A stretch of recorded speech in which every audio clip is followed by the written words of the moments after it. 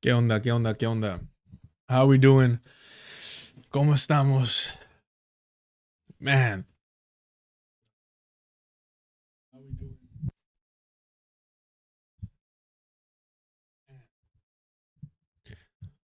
when I tell you all that I have a temper, I'm not lying. I'm not exaggerating. Um,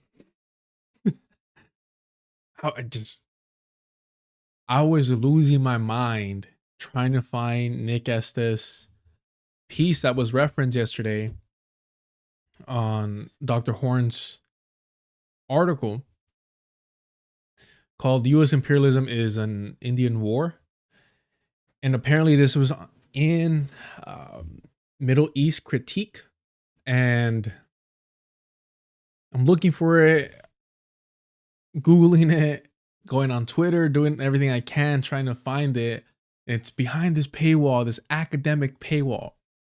I even made a login and everything, hoping that, like, oh, you gotta log in, then you get access to it. Just couldn't do it. I was searching on Reddit, everything, and I couldn't find like a PDF of it or anything. And I was getting so irritated. And I don't like bothering people. And fortunately, for whatever reason, bless him, Nick Estes follows me on Twitter. But even before that, I was hitting up other people that were referencing it on their Twitter, on the comment sections and stuff. And yeah, they're like, "Oh no, apparently like it's up on a paywall. They didn't have a PDF." People were being helpful, and finally, I had to ask. But homie's busy. He's a real true um, teacher, professor, academic. So I don't expect a response within the stream, but I was really excited to read that. I had seen it be referenced so much that I didn't think that it would be paywalled. Unfortunately, it is. That's where we're at. That was an article I was trying to read today. Unfortunately, I'll have to put it back for next week. Um, you know, it is what it is. I get a little tunnel vision sometimes, and I don't like to like, I always feel there's a way to figure these things out. Uh, but anywho, it is what it is. All right, where we at? Where we at? Where we at? Appreciate y'all being here. There's like one or two things that I should have pulled up that I was too distracted for. Um,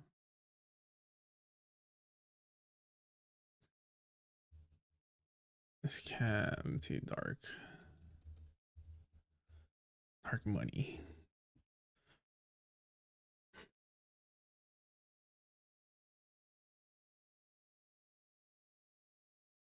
All right, this is gonna go great together. So I think. So I think. I'll read that shortly. Boom, boom, boom, boom. Oh, it's gonna be wild. All right, all right.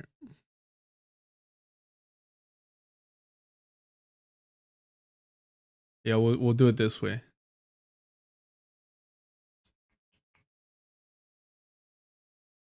Yeah, that works. That works. Let's have some fun first. Um, Wait, and Walker, why are you causing trouble on the Socialism for All live stream? I was in there after the fact, and he was having audio issues. So I'm like, you know what? Let me just watch this on the re-upload or something, because kept lagging. I'm not a I mean, man, I'm not even honestly a big user. I don't know what that remix was about.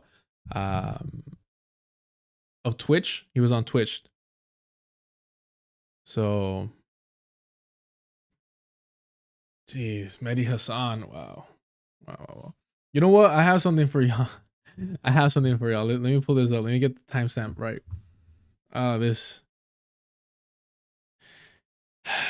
These people just don't ever stop revealing themselves as opportunists.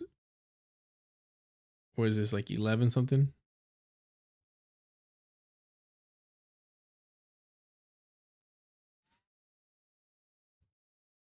All right, yeah. This is a good spot. 11:32. 11:32. Yeah, but I think he re-uploads his live streams on YouTube, if I'm not mistaken. 11 something. Yeah. All right. We'll start off with something light. Here we go. All right.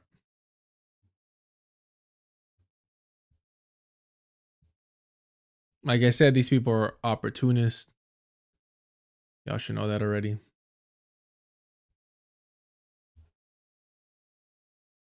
I need to play with that a little bit more.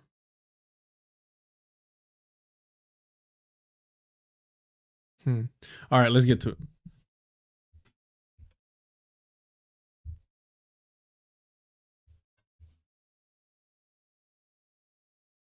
Trump never should have said Mamdani isn't a jihadist. He is.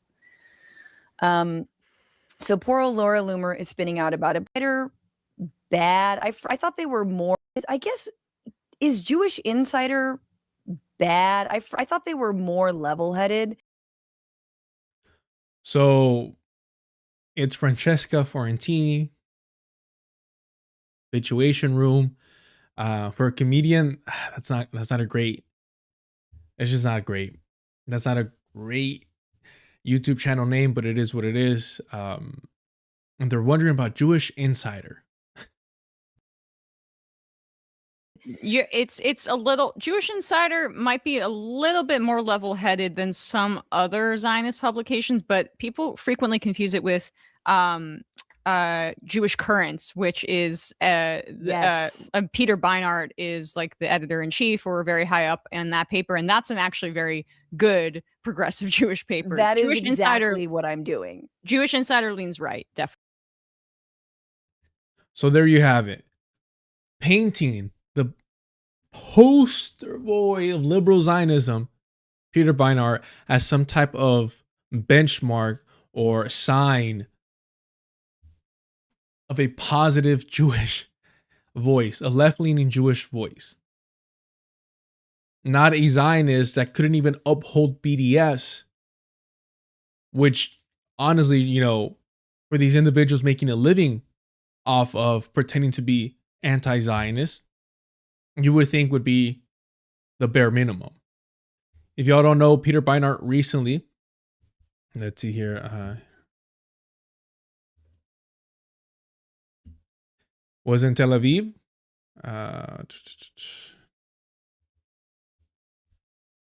Here we go. The Forward, the BDS movement. Yes, November 2025. This one. Straight from the BDS movement. I'll move it a little further down. Damn, bro. Here we go.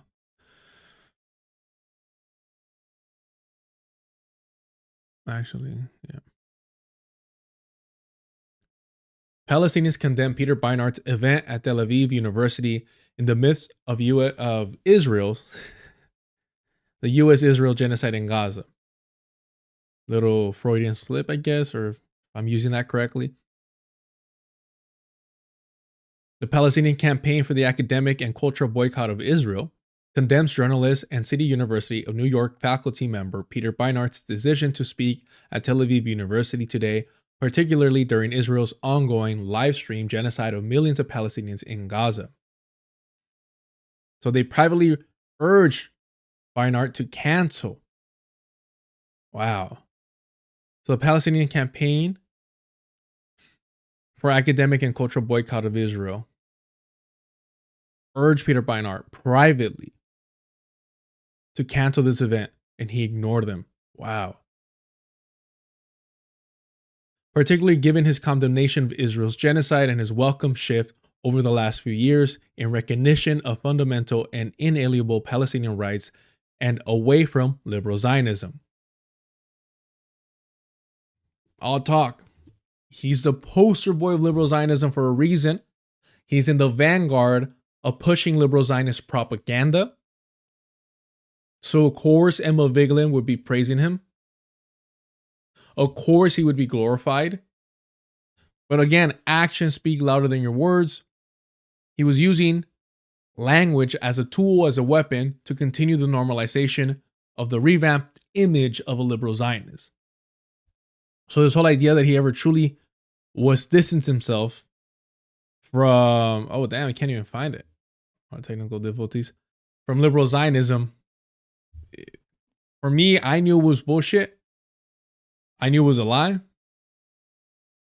Based on the details and the specific comments he was making in interviews on the Majority Report, as well as the Daily Show with Jon Stewart. So completely unsurprising that he eventually did this, violating BDS, ignoring Palestinian voices, telling him to not participate in this. A desperate attempt to make Israel's Zionist regime of settler colonialism, dehumanization, and elimination of the Palestinian natives seem palatable. We now publicly call on him to immediately cancel this unethical, unjustifiable engagement that, regardless of its content, can only be used to whitewash the unspeakable crimes committed by Israel and its institutions, including Tel Aviv University against indigenous Palestinians. Tel Aviv University is deeply complicit in enabling, trying to whitewash Israel's U.S. armed and funded genocide, as well as its decade-old regime of settler colonialism, military occupation, and apartheid. It has developed many weapon systems used by Israel in committing war crimes, crimes against humanity, and now genocide against Palestinians. Tel Aviv University's venture capital firm, Tel Aviv University Ventures, boasts of investing in Extend, which provides systems to deploy swarms of armed drones that have been used in the Gaza genocide. He still went. He didn't care. He still went. So again, this whole piece is saying, hey, let's read it. It's going to be a heavy reading day. Fuck it. The University of Tel Aviv has also run joint centers for the Israeli military and Israeli arms industries. It hosts institutions for it hosts the Institute of National Security Studies, which boasts of having developed the so-called Daya Doctrine, a doctrine of disproportionate force adopted by the Israeli military. The Daya Doctrine calls for the destruction of the national infrastructure and intense suffering among the civilian population. Disproportionate force is expressly prohibited under international law. Tel Aviv University has also instituted a Hasbara propaganda course on Israel's genocide and organized paid staff to prepare battle rations for soldiers involved in genocidal crimes in Gaza. Just days ago, Tel Aviv University announced an initiative to provide full tuition scholarship to active duty IDF reservists who have served at least 200 days during the genocide, priding itself that 8,000 Tel Aviv University students, the largest number of any Israeli university, have served during the genocide. PACBI has advocated since 2004 for a boycott of complicit Israeli academic and cultural institutions. Speaking engagements such as Beinart's explicitly violate BACBI's academic boycott guidelines, as do all academic events, whether held in Israel or abroad. We're going to circle back to that later when we talk about Michigan. That are convened or sponsored by complicit Israeli institutions. Complicit Israeli institutions. Many universities worldwide have cut ties with Tel Aviv University and other Israeli universities over their proven complicity in Israel's crimes. Israeli universities have been for decades a key part of the ideological and institutional scaffolding of Israel's regime of colonial oppression, dispossession, and violence against the indigenous Palestinian people. We know that academic institutions, definitely here in the belly of the beast, serve empire. Whether we're talking about experiments on enslaved Africans, whether we're talking about holding the bodies of indigenous people, or just socializing and conditioning, the next group of psychopaths, of sociopaths, to gain power. Since their founding, they have been essential in the design, implementation, justification, and whitewashing of Israel's structural and systemic denial of Palestinian rights, as documented extensively by many academics, including most prominently by Israeli anthropologist Maya Win in her authoritative book, Towers of Ivory and Steel. Again, it's always unfortunate that we need to reference the colonizer to gain some type of legitimacy in our accurate, positions. I am definitely going to check this book out and see if there's anything there that is worth not giving her credit, but worth knowledge worth obtaining. We call on Peter Beinart to withdraw from this event, as well as respect the nonviolent Palestinian picket line and PACBI's academic boycott guidelines. Whitewashing genocide can never be reconciled with any claim to humanism or moral consistency. Damn. So it was out there. It was known. And still he went. I'll show y'all. Oh, my bad. Wrong one. Here we go.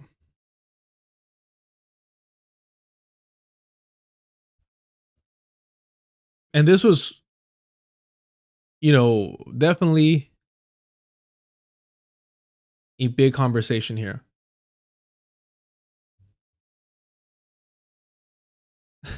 Let's see here. Oh, man. And of course, he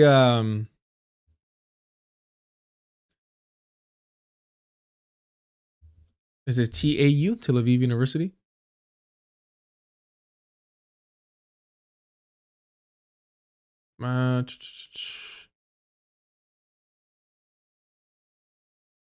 Let's just put BDS. That'd be easier.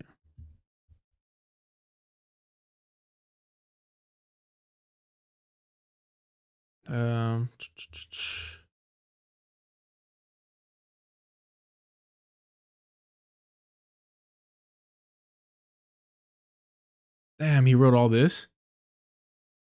Oh man. All right. Look at this. I mean, they can't even say, "Oh, I didn't know any better," which is their favorite, hiding place. Colonizers love to hide behind ignorance. It's what they do. This is what he wrote. By speaking earlier this week at Tel Aviv University, I made a serious mistake. It's not a fucking mistake if Palestinians are telling you, don't do this. It was a conscious act of betrayal. You were revealing yourself for the Zionists that you've always been. In the past, when formulating my views about Israel-Palestine, I've sought out Palestinian friends and interlocutors and listened carefully to their views. In this case, I did not. And why is that? Why is that? Why do you think that is? That Peter Beinart, who has been on the Majority Report, who has spread Zionist propaganda on their platform, who is now being praised by Emma Vigeland, and of course, these fucking comedians that love to engage in being political commentators because they can't live out their fucking comedy, their actual craft. You see it with hacks all the time. I mean, Sam Cedar's career is built on being a failure. Not being able to be a comic, not being able to be a comedic actor, not being able to produce direct sitcoms. Failure. Failure is why they do this. So, Francesca Fiorentini is no different. I really wanted to speak to Israelis. Oh, man. In the US, I've cultivated conversations with Jews with whom I strongly disagree, both to listen and in hopes of changing their minds. Over the horrifying last 2 years, I've hoped for more conversations with Israelis to explain why I believe Israel has committed genocide in Gaza and why I believe Jewish supremacy is fundamentally wrong. My motivation for giving the talk wasn't financial. I didn't receive an honorarium. I wanted to say certain things to an Israeli audience. Speaking at Tel Aviv University seemed to offer that chance. So apparently he didn't get paid. He did it for the love of the fucking game. Peter Beinart does it for the love of the game. He's not in it for financial reasons. He's here to talk over and ignore Palestinian voices and center Jewish people, Israeli people, people, colonizers above Palestinians.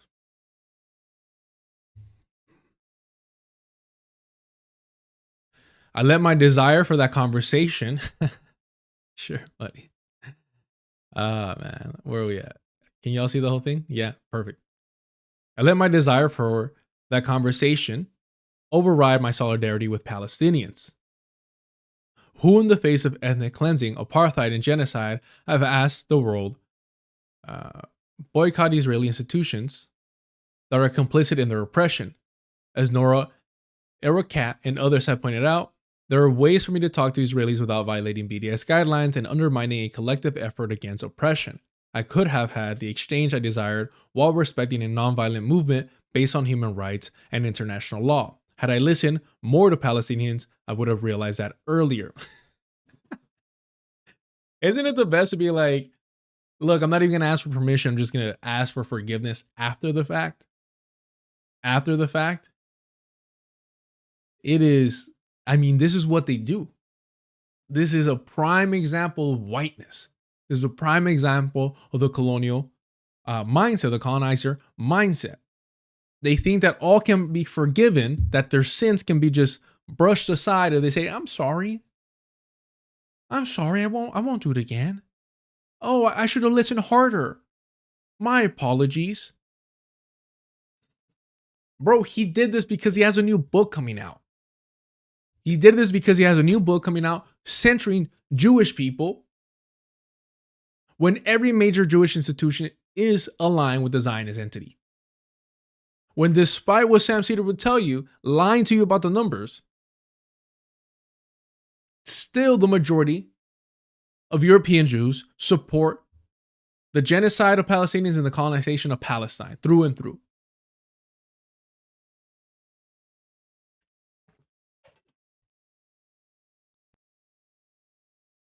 You see how I'm able to say that without being a fucking idiot like Anna Kasparian and being like, oh, Zog. Nah, Zog is here to protect WASP, and we're not interested in that.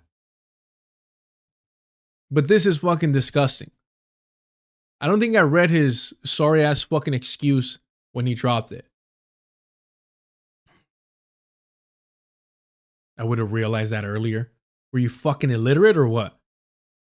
Temporary illiteracy? Is that the condition you were suffering from, Peter Beinart? Fucking disgusting. Oh, I didn't take any money. That kind of fucking makes it worse, really.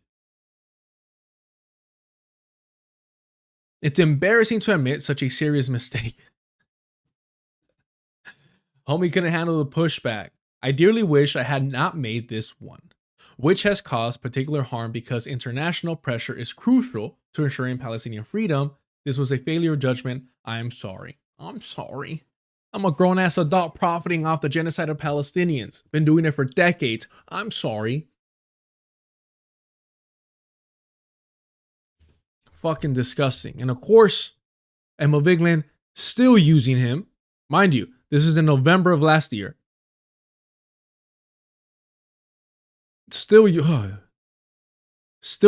him as some type of fucking benchmark.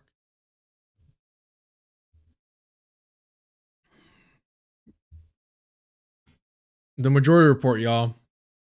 The white left. Only offering their best. She's a journalist, right? She's a journalist or some shit like that.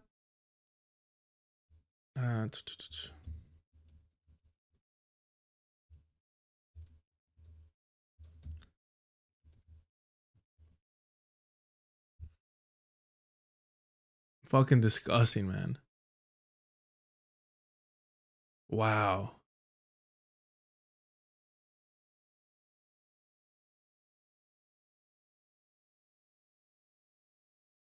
Here he is.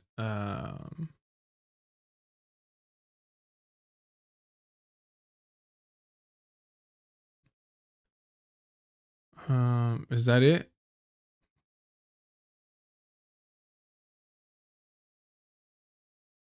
Okay, this was his statement. I believe there's a photo because this is the event.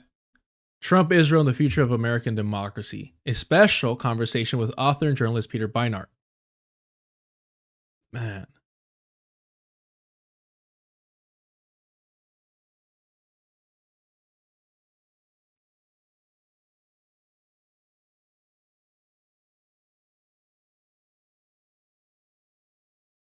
Really a disgusting individual.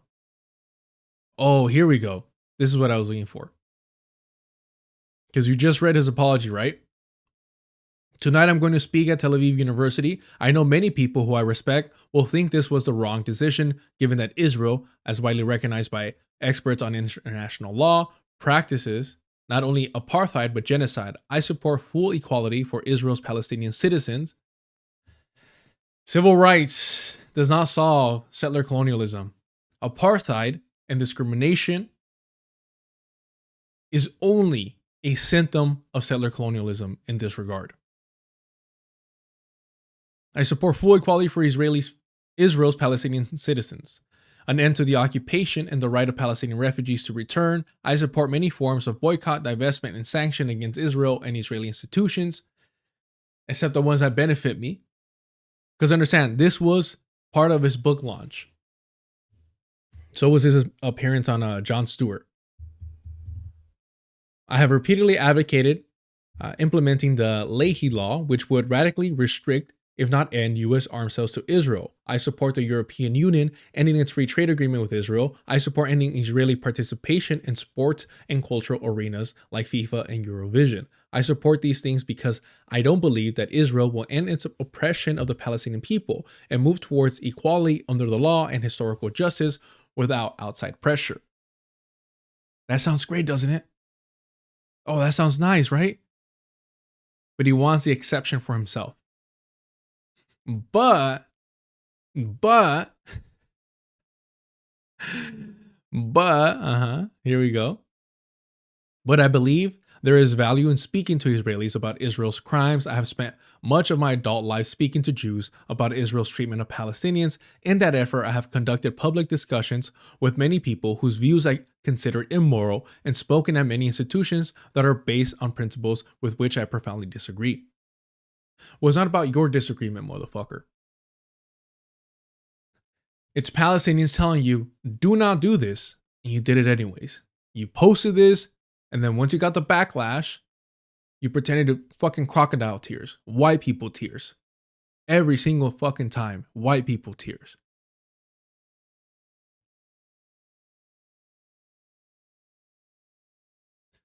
These include institutions like Tel Aviv University that are in various ways complicit in Israel's oppression.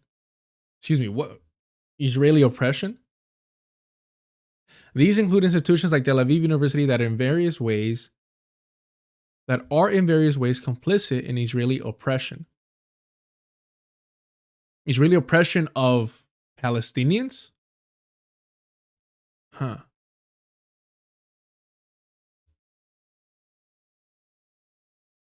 Yeah, 8114 says, pretty sure that Emma has said before that she doesn't consider herself a journalist, strictly a commentator. She has a journalism degree though, right? She has a journalism degree.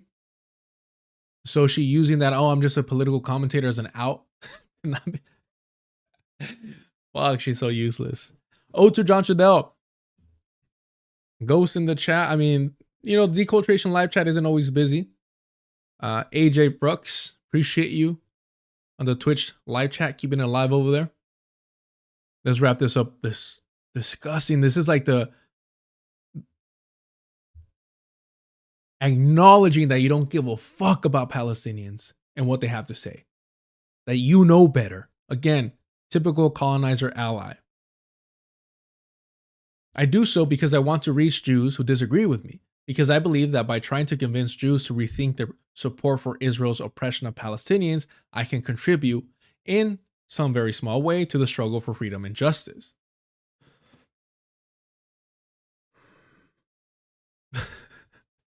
The way they use the word freedom and justice just so loosely. As long as, man, I'm telling you, as long as the Zionist entity exists, Palestinians won't be free.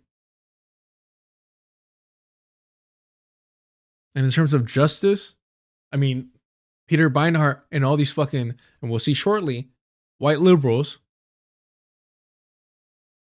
they condemn the justice that Palestinians and indigenous people choose, right? Armed resistance against colonization and oppression is justice. And they condemn that time and time again. We'll see that again shortly. I don't have many opportunities to speak to Israelis. Guys, this is my one shot. Fucking cue Eminem right here, the track. If you had one shot, would you take it? Arms a sweaty mom spaghetti. Peter Beinart is a fucking sellout. Man. I don't have many opportunities to speak to Israelis, as it is right-wing Israeli organizations have pressured Tel Aviv University to cancel my talk. Yep. And the BDS and Palestinians have asked you to cancel this as well. But this is like how Sam Cedar does it. Sam Cedar does the same fucking thing where he's like, oh, some Israelis call me an anti-Zionist, and other people, I guess they could call me a Zionist. They play that fucking fence-sitting bullshit. I felt I should take advantage. Literally, every colonizer. I felt I should take advantage. There you go. Proverb. Jesus. You could have just said that. I felt I should take advantage of this opportunity to say in Israel what I've been saying elsewhere for the last 2 years. I know many people I admire will disagree with this logic, but it stems from my desire to challenge Jewish supremacy and see the end of Israel's oppression of the Palestinian people. Oppression, not the colonization of Palestine, but oppression. This is Peter Beinart's tweet before his apology that we just went over for violating BDS, ignoring Palestinian voices, and just trying to push his fucking book forward.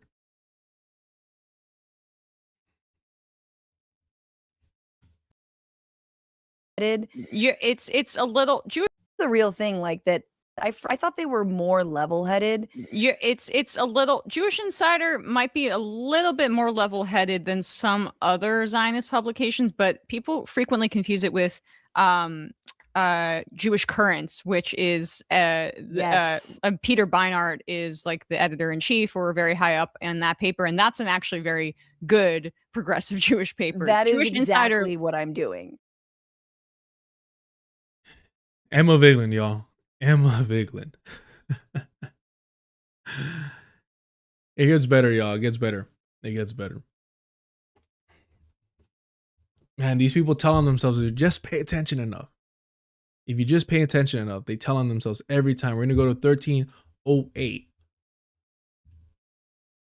which is just a few clicks away here.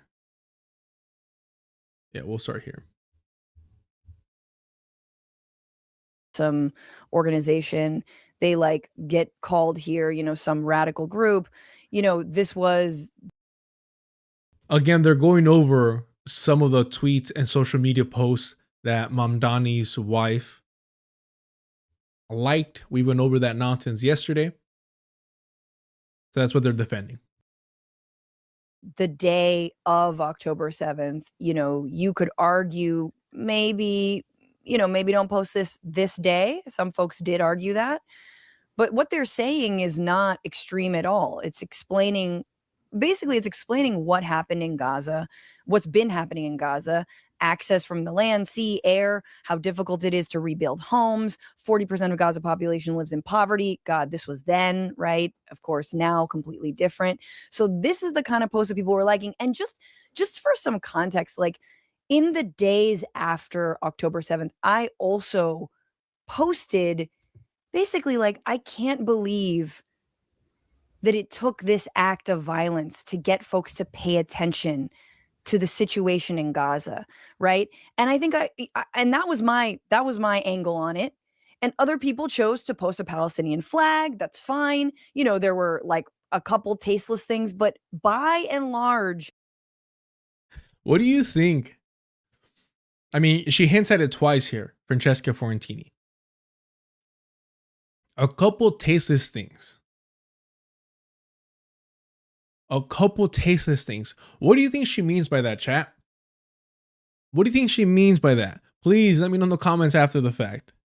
What do you think she means by a couple tasteless things? People celebrating resistance? That's what she's referring to. People that were ecstatic that they were witnessing the settler colonial project, a white supremacist colonial institution, receive some form of justice. We understood how the settler colonial project's response to resistance. We know this. And nobody knew this better than the Palestinian people and those resistance fighters. They knew what was occurring.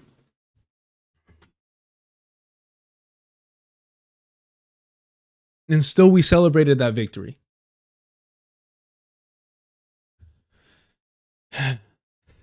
This is what I'm here to do. Because these people are patting themselves in the back for this.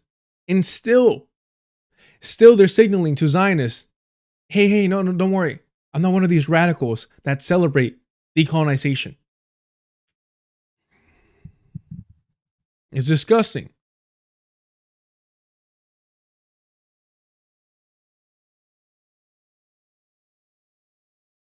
Let's go to the transcript just to see exactly how she worded it, how she phrased it. Because we are at 1404. She says, the Palestinian was fine. The Palestinian flag that day was fine, apparently. She approves of that. But, you know, there's a couple tasteless things. But even before that,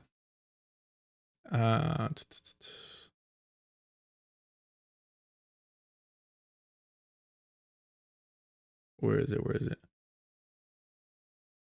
Oh, yeah, this. So she says, watch, just listen closely. You know, this was the day of October 7th. You know, you could argue maybe don't post this day. Some folks did argue that. But what they're saying is not extreme at all. Why even give legitimacy or credence to the people that were with their crocodile tears, the colonizers, the colonizer sympathizers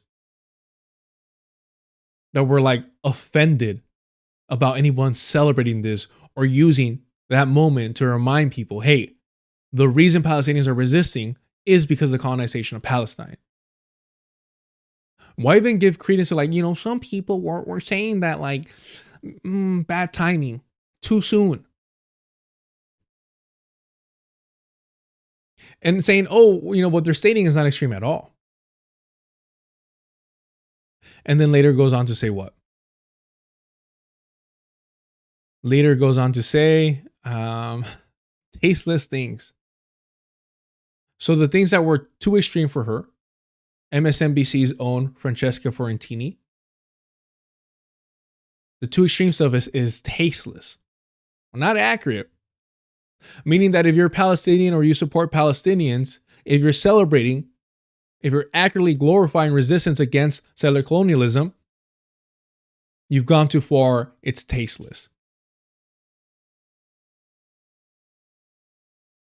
It's so fucking white. She's not even white, and it's such the Eurocentric mind virus contamination, man. It's explaining what happened in Gaza, what's been happening in Gaza, access from the land, sea, air, how difficult it is to rebuild homes. 40% of Gaza population lives in poverty. God, this was then, right? Of course, now completely different. So this is the kind of post that people were liking. And just for some context, like in the days after October 7th, I also posted basically like, I can't believe that it took this act of violence to get folks to pay attention to the situation in Gaza, right? And I think and that was my angle on it. And other people chose to post a Palestinian flag. That's fine. You know, there were like a couple tasteless things, but by and large, it was most pro-Palestinian folks who had been in the movement for a long time, who understand Gaza, you know, there were fewer of us then. Effectively, I think, Emma, understanding what was about to come, Yep. literally understanding that the retribution, that the violence that Gazans were about to face was going to, I actually didn't think, I remember early on there were estimates of the amount of dead.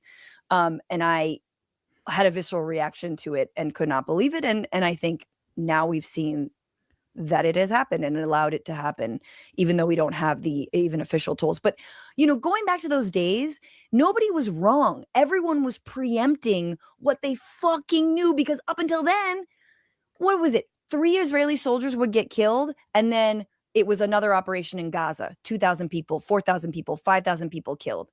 Like, and it was, the excuse was, you know, again, we saw the disproportionate response in all these other so-called wars up until October 7th. It was, you know.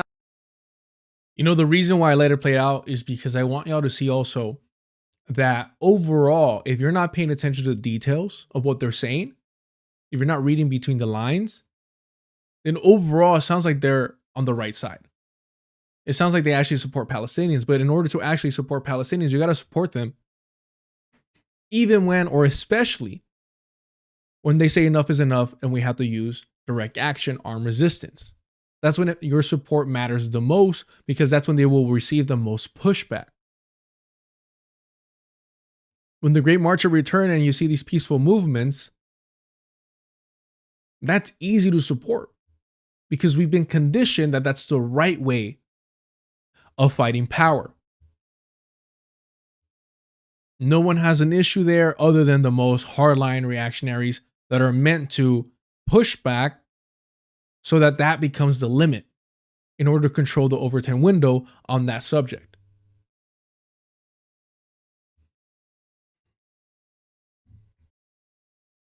Know, not to pull too much from my own experience, but that was really kind of my reaction too. Matt Leck and I think Sam was out, so it was myself and Matt Leck having to kind of respond to this obviously historic event, horrible event, October 7th, and what the aftermath would be on our own. And we received a lot of pushback in my personal life, a lot of pushback as well, for talking about how October 7th was an absolute horror and there were war.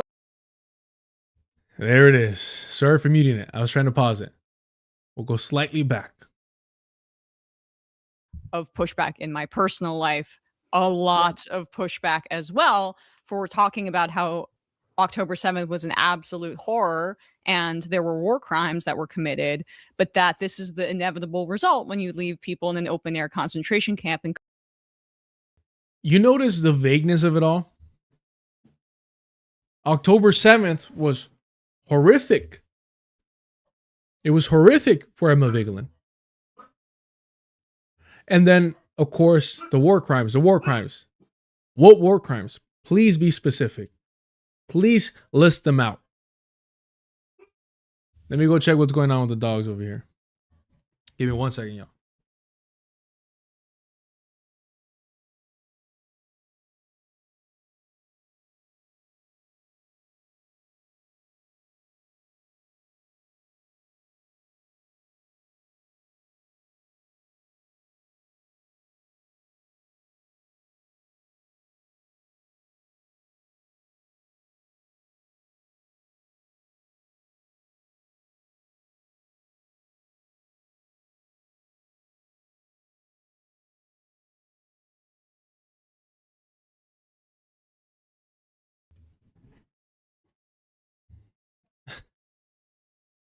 Cool. My neighbor's dog won't start barking now for like another half hour, but at least, you know, if my dog barks, I know I got to get up and see what's happening. Where was I? Yeah, just how horrific and traumatizing it was for her to witness colonizers get got on October 7th. I'm sure it shook them to their core. I'm sure it did.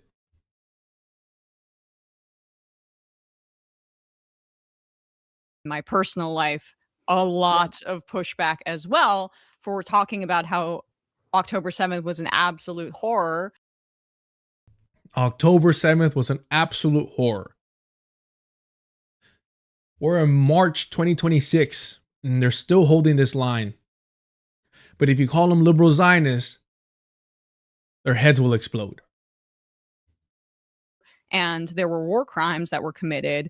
But again, what war crimes? I don't think I've ever seen Emma Vigeland list out in detail what war crimes were committed in October 7th. Because understand that is code. That is code for rape. That's what she's talking about. That's what she's referring to. So these people will push back on the Hasbara of mass rape being implemented. They'll push back on that, but then be like, well, I'm sure it's a war. I'm sure, you know, some rapes did occur. Emma Vigeland has done this before. So again, where is your fucking evidence? You're sure that brown men will do this. Maybe not in mass, maybe it wasn't in order, but they'll do this.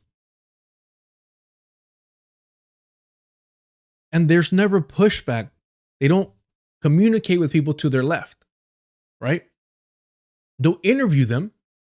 They'll promote their work or their book or whatnot, but it will never be a contentious type of conversation. And when it happens, we've seen it with me, they lose their shit. Emma Vigeland accused me of being anti-Semitic. To Sam Cedar's credit, he had to check her. Again, pulling the race card, because anti-Semitism is all this nonsense. For somebody else, as a WASP, Emma Vigeland, it is, I mean, it's so fucking embarrassing. And again, that is the go-to. It's a cliche that when you criticize Zionists, they automatically call you anti-Semitic. That is literally what Emma Vigeland did to me.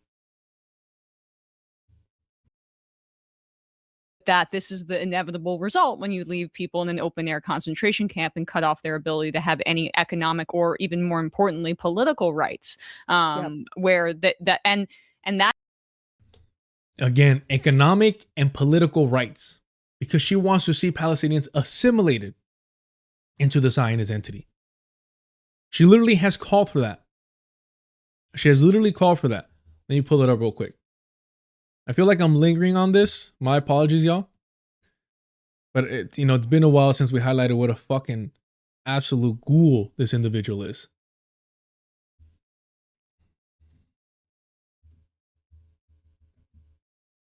Let me pull this up real quick.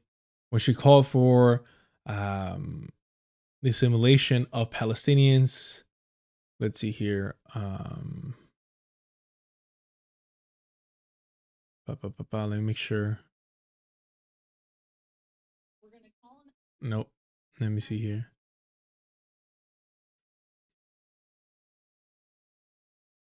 Oh man, there's too much stuff, man. There's too much stuff with this idiot.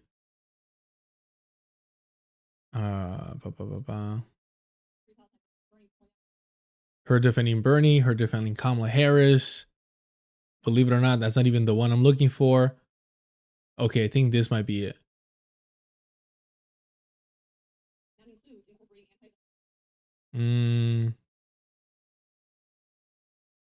Actually, I don't think that one's it. Shoot, man, there's so much. Okay, found it. Here we go. Right. It's a pipe dream. There needs to be one state. You can call it Israel-Palestine. Automatically, it can be one state. You can call it Israel-Palestine. These people aren't even, their allyship is so fucking weak that they can't say, hey, it's going to be Palestine because it is Palestine. It has been Palestine. They can't even say that. They'll just be like, oh, you call it Israel-Palestine. Compromising on absolutely everything. Nothing is off limits for them. No matter how aesthetic it might appear to be, they don't fucking care. They'll compromise on that shit. If you can't even stand firm on saying this is Palestine, like what the fuck are you doing? They can have their own governments and have some joint congresses at certain points to discuss trade after we have a Truth and Reconciliation Committee to repair this immense damage that has been done. Again, how is this not the two-state solution with more steps? They can have their own governments. Israel-Palestine, it's one state, but they have their own governments. Oh, but she said Truth and Reconciliation Committee. Oh, she must be on our side. She must be supporting Palestinians. It is, I mean, unless you have this on just for the background noise, how do you excuse this? How do you justify this? How do you not call her a fucking Zionist propagandist? Oh, a liberal one. Great.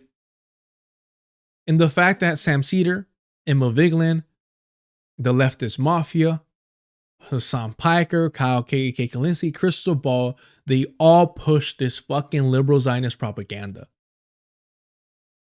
Every single fucking time.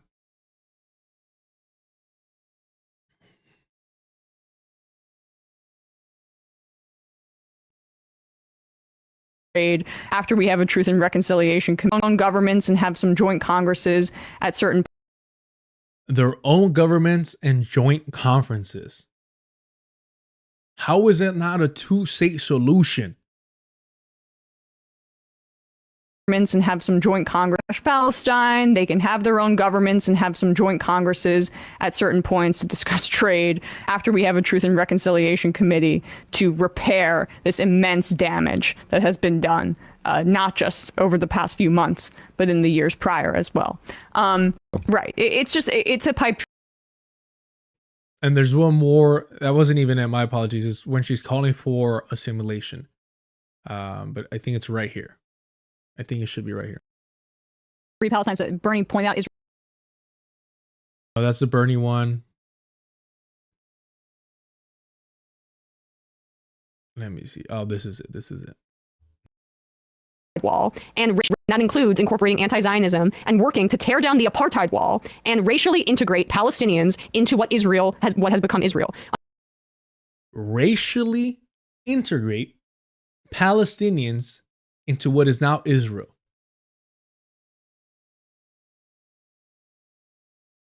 Please understand that she's calling for the assimilation of the indigenous Palestinian population into the Zionist entity. And everyone just fucking accepts this and pretends that she's somehow not a fucking Zionist. This is a white supremacist, a colonialist mentality through and through, when you're calling for the assimilation of the indigenous population into a settler colonial project that is meant to exterminate them. And please understand, cultural genocide is also a real fucking thing. There's a reason why here, Canada, so-called Canada, they're like, all right, well, it's getting a little bit out of vogue to mass murder indigenous people. Now we're just going to kidnap their children and put them in boarding schools. Aren't we so civilized? Isn't that progress? We're learning from our mistakes. Now we're just re-educating them and removing their culture from them, so that if they do continue to exist, it's in no significant way combating the settler colonial project.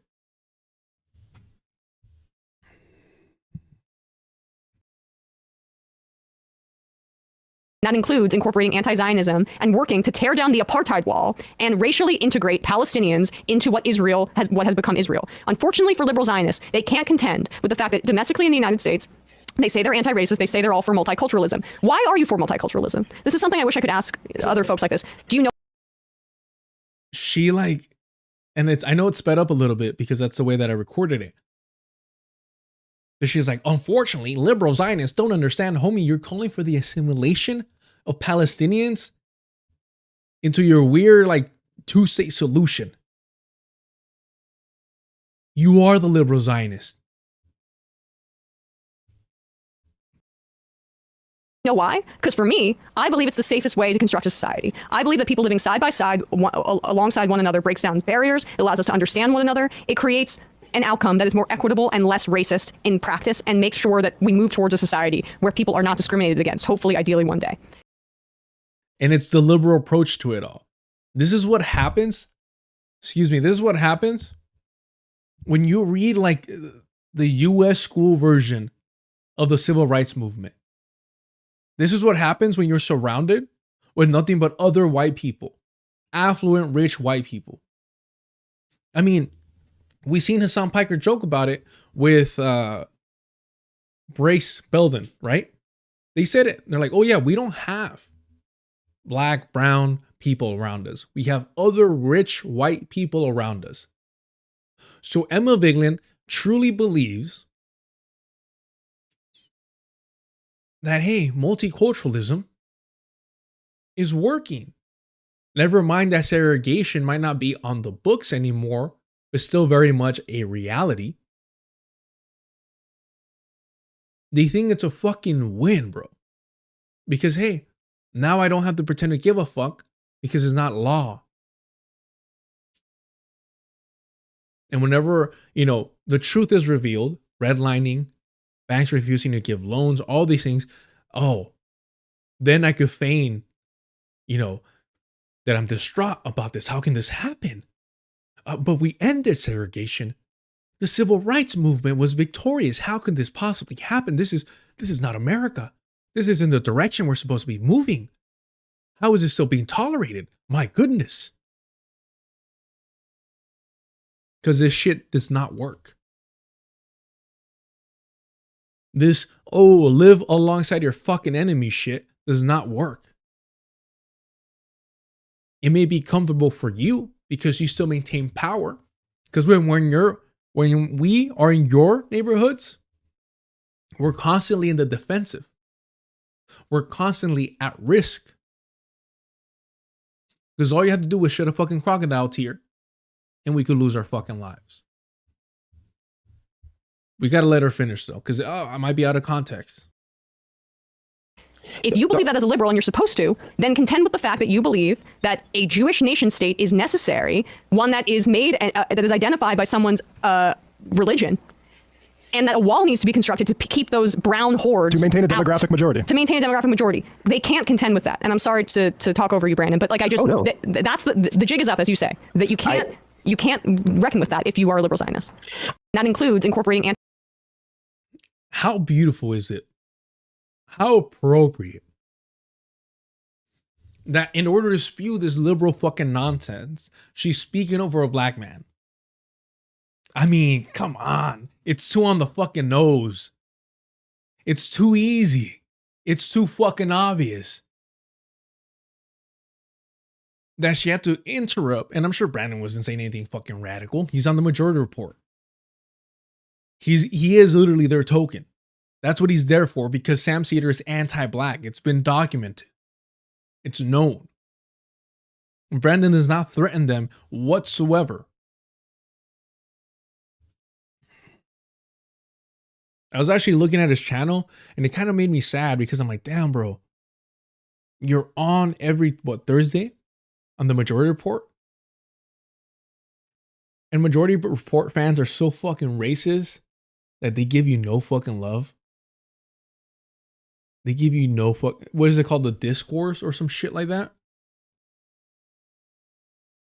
This is just, bro, look around. What is it? The discourse?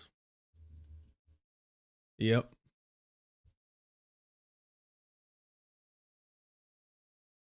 Bro, unless, he prefers Twitch. Let's find out. I could be wrong.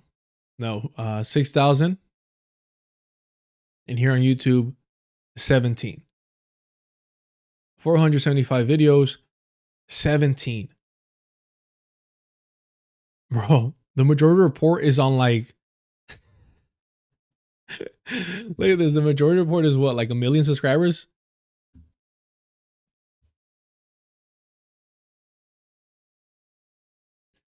$2 million now.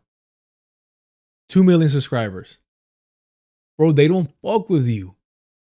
They don't fuck with you. It's fucking embarrassing. They don't fuck with you. You're just there so they feel better about being fucking racist. It is, man, this is sad as fuck. To be spoken over by a white woman who doesn't even see the hypocrisy in what she's saying when calling out liberal Zionists, calling for assimilation, glorifying assimilation, and interrupting a black man to do it.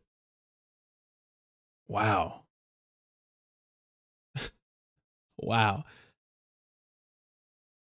I mean, it's perfect. It's perfect. I mean, you can't really paint a better picture than that. More accurate representation of what white liberals do. Man. What is her channel? Like ESVN or some shit like that?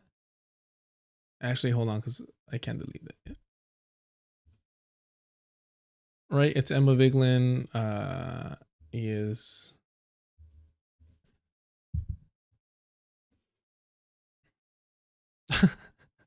Do they not fuck with her either? Oh, this fucking vacuum of charisma. Oh, she stopped doing it? It didn't work out for her? I mean, this is essentially like this is like if she did a TYT sports channel, right? That's fucking hilarious. She does not give a shit about politics, y'all. This is what she loves to do. Talking about sports and shit. And she just didn't, she can't cut it. On her own, she's garbage. How do you barely have this? And you're the co-host of a YouTube channel with 2.02 million subscribers. Wow. Man.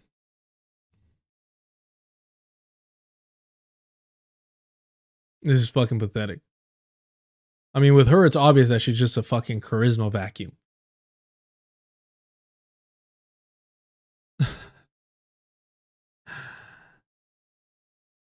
All right, let's go back to this. That is what Gaza was prior to October 7th. Now you could argue it's an open air death camp, concentration camp. I think is, almost putting it mildly at this point, because they're not just being concentrated there; they're being exterminated. It's like shooting fish in a barrel or starving them in there. So, yeah, I remember at that time as well. That's when I probably 2 days, maybe October 9th or something, I broke down crying and said, this is what's about to come, and I am anticipating what's about to come. And the amount that got clipped and mocked on the internet, I'm honestly just remembering this really and thinking about it for the first time, as if Sure, for the first time, I'm thinking about how I got mocked on the internet. Right. I'm glad people mocked her. Unfortunately, I'm pretty certain it's for the wrong reasons. The right reasons, because she's a fucking fraud. So that's the downside. The positive side is that hopefully it negatively affected her.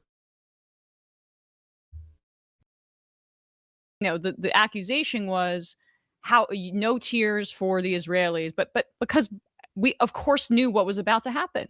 And as you say, I don't know if we could have understood the scale of the genocide, how long it's lasted as well. It has been absolutely horrific. But everything that she liked there is totally reasonable. And of course, they determine what reasonable is. God forbid she actually celebrated the resistance forces. I would have loved to have seen the reaction to that. But of course, talking about her crocodile tears. Where are we at? Where are we at? Oh, wait. I know it's lower. Look at this. No shame in her game. No shame in her game. Look at this. wing, Can I blood just say, stuff. Yeah. you've been crushing it on this. And Thank I you. truly one of the few voices who's been crushing it so succinctly, so perfectly. And for anyone who's been introduced to this issue through the Majority Report, they are so lucky to have you because you have been just so clear, especially around, yes, the power dynamics, always reminding us, never sort of like falling for the little sand traps that are set up around this issue. And it's been, if you're not told enough, I'm telling you now. No, you make me cry. It's been this has changed my brain chemistry indelibly, and like the fact that we can reach one person, right? Maybe change their mind. And I've always so I really appreciate that because sometimes it feels like nothing's changing. No, exactly. And you do it in a way that, look, I think a lot of us are scrolling through some of the worst things we've ever seen in our lives. I am a mom. I've seen way too. She's such a fucking fraud. Crocodile tears, white tears. Always a bad omen. Many dead babies, and it is truly horrendous. And then you see schools like universities being blown up. You see entire blocks being leveled, and to be able to, without showing your audience all of those images, but still have that, I think, urgency that we all need to have around this, knowing that all of this is going on every single day is really. Look, dude, guys, I made Emma cry, and if I could just get some, oh my god, it's really not an easy feat. I cry at that Amazon commercial where all the women start sledding down, and In My Life by the Beatles starts. Wow, comparing her tears for Palestinians or the praise that she's getting for covering Palestine for an Amazon commercial. I mean, come on. It's too apparent. It's too easy. But of course, later reveals that during this time, during these tears, this is what she was doing. To bring it back to a point you were making earlier about Zionists and imperialism, introspection. Hold on. It's not this appearance on the...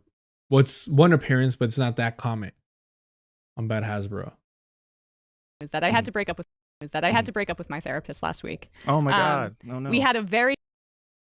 She chose to break up with her therapist after this whole, my brain chemistry, I'm crying. She went back to that Zionist therapist. She kept a Zionist therapist for how fucking long? Months? Into the genocide of Palestine?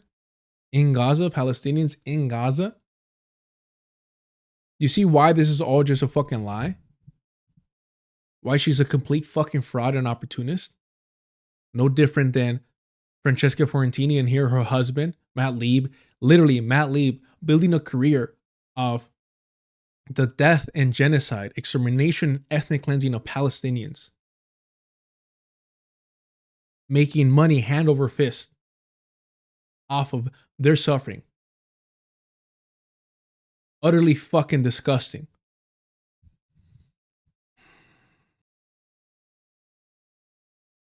Is that I had to break up with my therapist last week. Oh my god. No. We had a very difficult few months since October 7th, where, she is an older Jewish woman. Sure. And that's, of course, like, we had a great relationship, and I kind of just plowed through because at the beginning I knew if I ended this, even though she was such a big Zionist, like, she would think I was anti-Semitic 100%, right?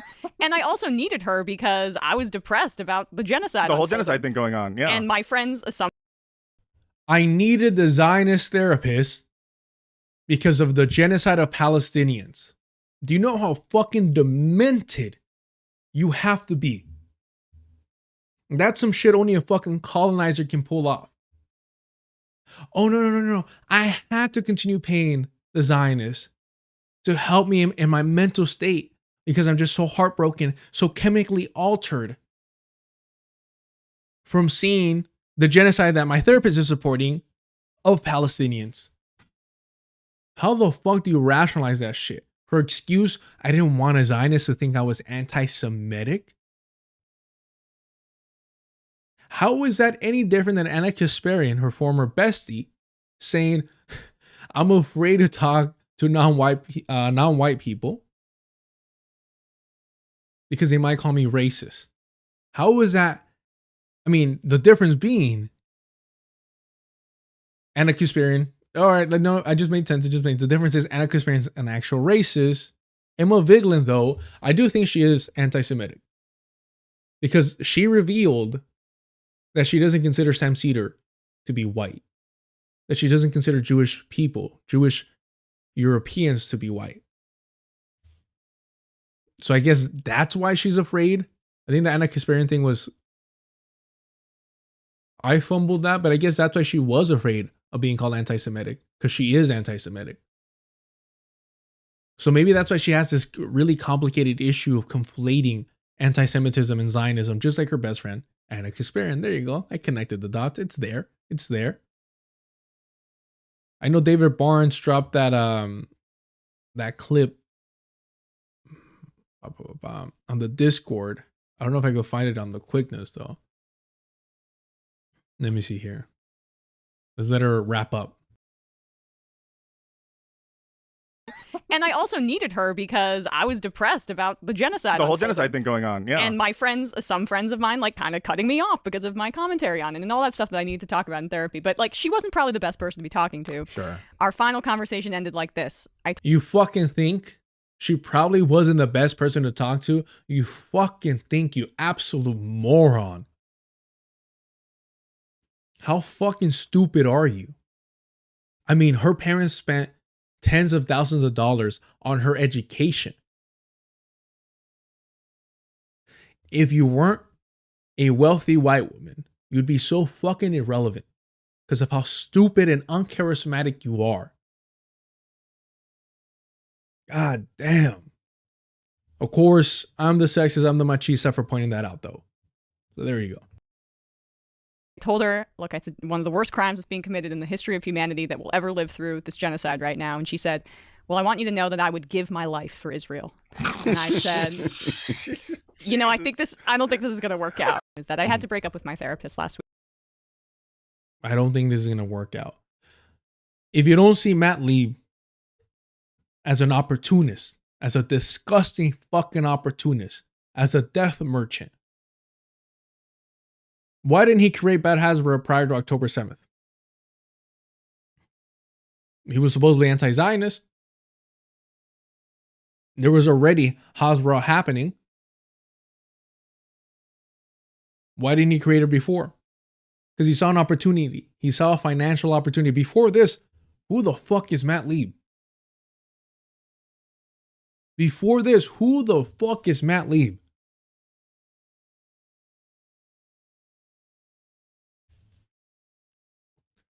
No fuck. I mean, come on, man. He had a Sopranos fucking podcast before this. And the issue is that he continues to platform uncritically liberal Zionists like Emma Vigeland. He just platformed Daniel Matei's father, Gabor Matei. And he's got other liberal Zionists on. And what really fucking bothers me is that they play their role so fucking well that you have genuine people like Mohammed El-Kurd, who was a guest on Bad Hasbro, and taking them at face value. So why have to be this fucking petty hater that has the receipts? And yeah, shout out to David Barnes helping me out, helping out the community, keeping tabs on these fuckers. Because it's a whole lot for one person. Because their bullshit is so plentiful. To document this shit and be like, look, they're fucking lying to you. Just as Peter Beinart is an absolute fucking scumbag liar, an opportunist. So is Matt Lieb, so is Emma Vigeland, so is Sam Cedar, so is Hassan Pikers, all these fucking people. They're just a political commentator version of a priest, of an evangelical priest, promising you, the pie in the sky as long as you give them money. Promising you to be on the good side as long as you give them money. These people live off of doing this. There is no excuse for how uneducated, how full of shit their propaganda is. They're there because they're consciously choosing to maintain that position. Why is Emma Vigeland claiming that there were war crimes committed by the Palestinian resistance forces led by Hamas on October 7th without detailing what those are? Is because she truly believes that this brown horde of men could not help themselves, could not stop themselves, that it may not have been in mass, that it may not have been a rule or an order given to them, but they had to abuse white European colonizers. They just had to abuse these white women. Because she's a fucking white supremacist, regardless. It's just northern white supremacy.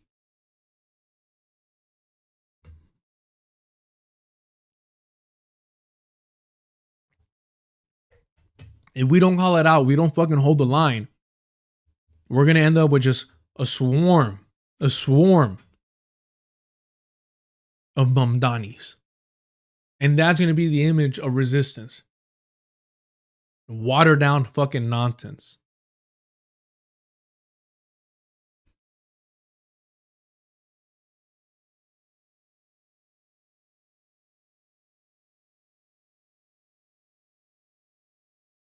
Of course, there's more. Give me 1 second. Let me pull up another timestamp.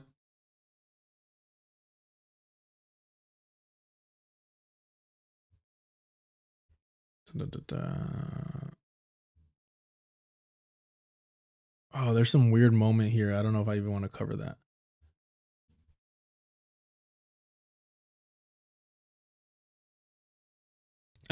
Do we have time? Nah, I don't even think it's worth it. They have this whole weird segment about on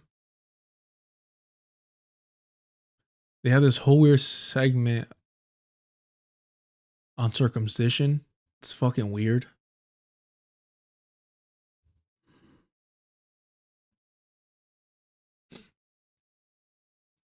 This shit's funny though. There's a little bit more.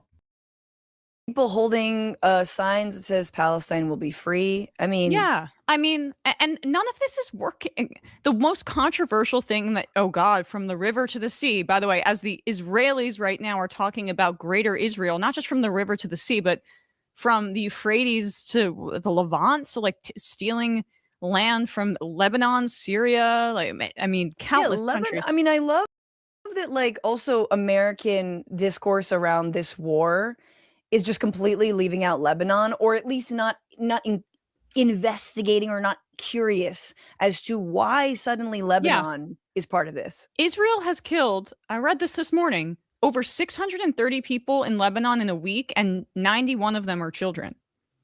And it gets no coverage at all. Perfect segue here. We'll use this as a perfect segue.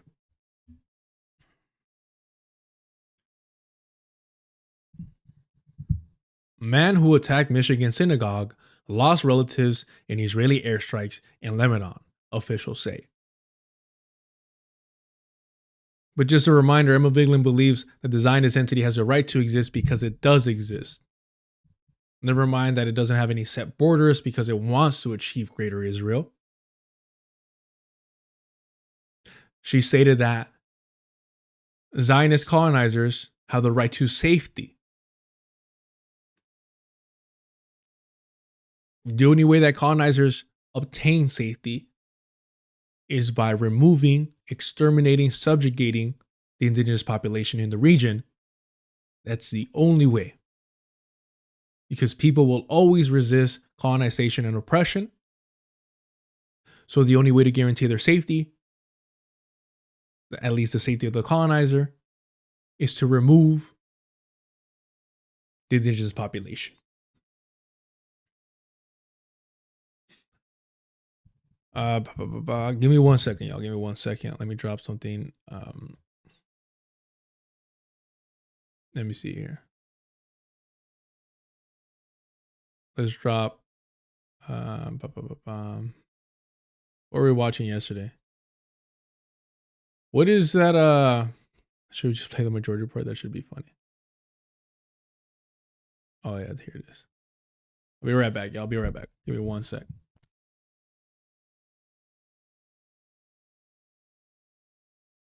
Madam President, I listened carefully to what Senator. Se me traba la lengua, all right? My words get mixed up. That Spanglish kicks in. So I never got into Zizek. And this might be ableist. I'll take the fucking hit. But it wasn't even his takes or his like the saliva issue that he has. I don't know if it's like a large tongue or something. Again, I understand that there's ableist. I'll take the hit. But that's not even the fucking issue. I cannot stand European accents. I cannot. They sound fucking pretentious to me. And one like verbal fucking cliche that I hate is hearing and so on, or etc. etc. Maybe because I'm selfish and actually want to hear what you mean by so on and etc. etc. Because it might be something I don't know, and it might increase my knowledge of the topic that we're talking about. But I'm not for this fucking Seinfeld yet. No. So I never got into GJ. This fucking accent and just like this is funny. I'm British born but live in Ecuador for half my life now. I wish my Spanish sounded as good as your English does. Mira, me hacen burla. I'm telling you that right now. I get made fun of for my Spanish. There was a time where my Spanish was better when I was digging into like learning about fucking Chicano history and fucking indigenous cultures. Yeah, me también.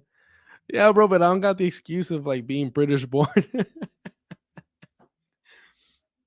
But I'm sorry that you were born over there. It's not your fault. Um, but that being said, like I'll try to sprinkle in the Spanglish here and there. Like I said, se me traba la lengua. Sometimes I can only express myself in Spanish. All right, we're having way too much fucking fun to have this article up right here, but I appreciate it. Gracias. So why is this Biden's aid to Gaza, quote unquote aid, plan is a fig leaf for genocide? And please, I encourage everybody, the electronic Antifada, especially their YouTube channel. Like, I haven't covered their YouTube channel on here. I'm a fucking crybaby, y'all. Soy un pinche chillón. Like, I cry over this stuff. Out of anger, out of sense of helplessness, the hopelessness, all that. And when I watch the videos that they have on their channel, which please go subscribe to their channel, they're doing real work. Like I'm always getting choked up. I'm always, yeah. But I need to grow up hair and fucking. I'll break down and pull out clips because they have long streams, and there's a lot of powerful moments on their videos. The issue is that it's so interconnected that it's hard to just focus on one thing because it all bleeds into, no pun intended, bleeds into another. All right. Biden's Gaza, quote unquote, aid plan, a fig leaf for genocide. This is Maureen Claire Murphy and Ali Abunimah. My apologies if I'm butchering that. This is heartbreaking. Children. This is what U.S. aid is going towards Zionism.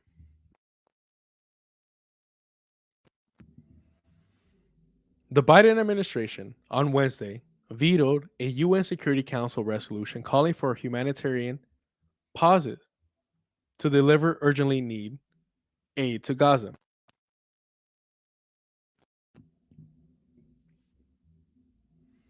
But it put forward its own bogus, quote unquote, aid plan that amounts to nothing more than, quote unquote, humanitarian window dressing for Israel's genocidal US backed bombing campaign.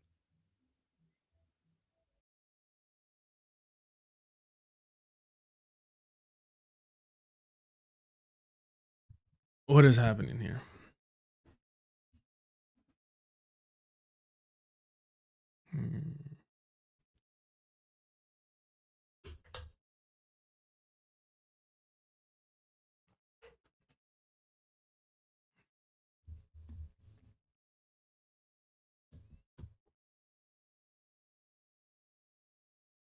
Man who attacked Michigan synagogue lost relatives in Israeli airstrike in Lebanon, officials say. Please, please, please, please keep note of the so-called allies, the white left, who would denounce this through and through. Please keep note of it.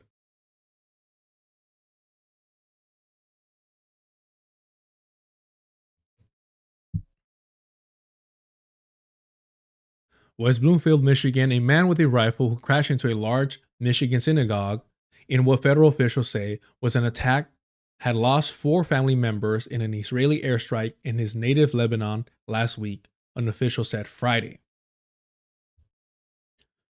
So I got to be careful with what I say, obviously, but I will say this.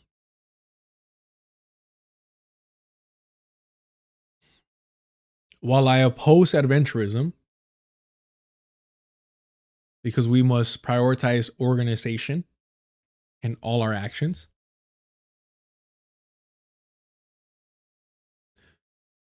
there is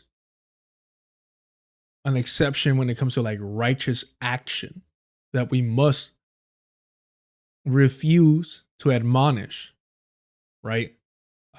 Shout out to Dr. Ball, who, just recently did a video on John Brown.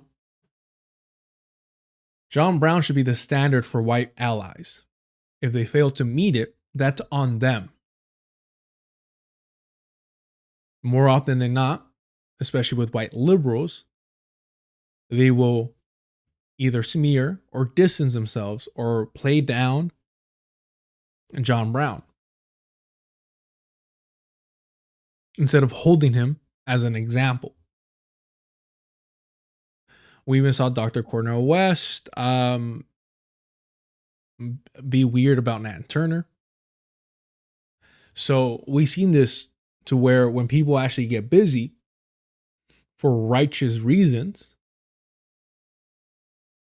their actions are immediately dismissed. When I look at somebody like Luigi Malignoni, whatever the fuck his name is, I think he did it for selfish reasons. I don't think there's an ideology there that we should support. I don't think he's mentioned any positions other than his own personal struggle with the medical industry. That leads me to believe that he's an ally or a comrade or somebody whose position I should admire. While this man lost family members, has seen families destroyed, men, women, and children exterminated by the Zionist entity at the will, at the protection, at the behest of the U.S. settler empire. So you're not going to hear me disavow this. You're not going to hear me say that,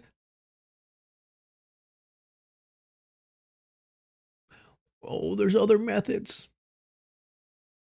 Sometimes individuals cannot stand seeing carnage any further while remaining idle.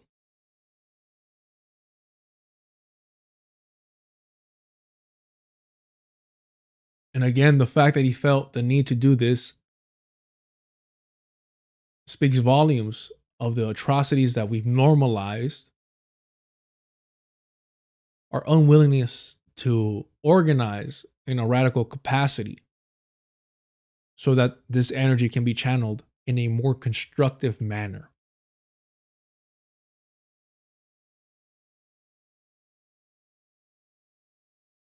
I don't believe in the great man of history nonsense. I don't think one individual is ever going to accomplish anything on their own.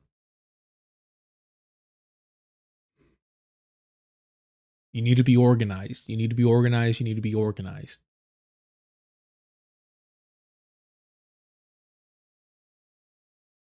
I've asked time and time again, please name me one major Jewish institution that is anti-Zionist, and I have yet to receive an answer.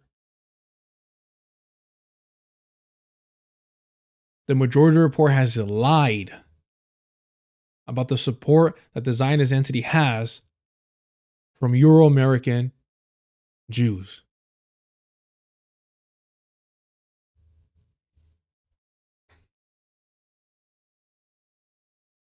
AJ in the Twitch chat says, I had a convo with a friend about Luigi fawning, telling her that liberals praising his actions will regret it because their alignment was coincidental, and provoked some liberals and leftists to embrace the moving of the Overton window to include assassin.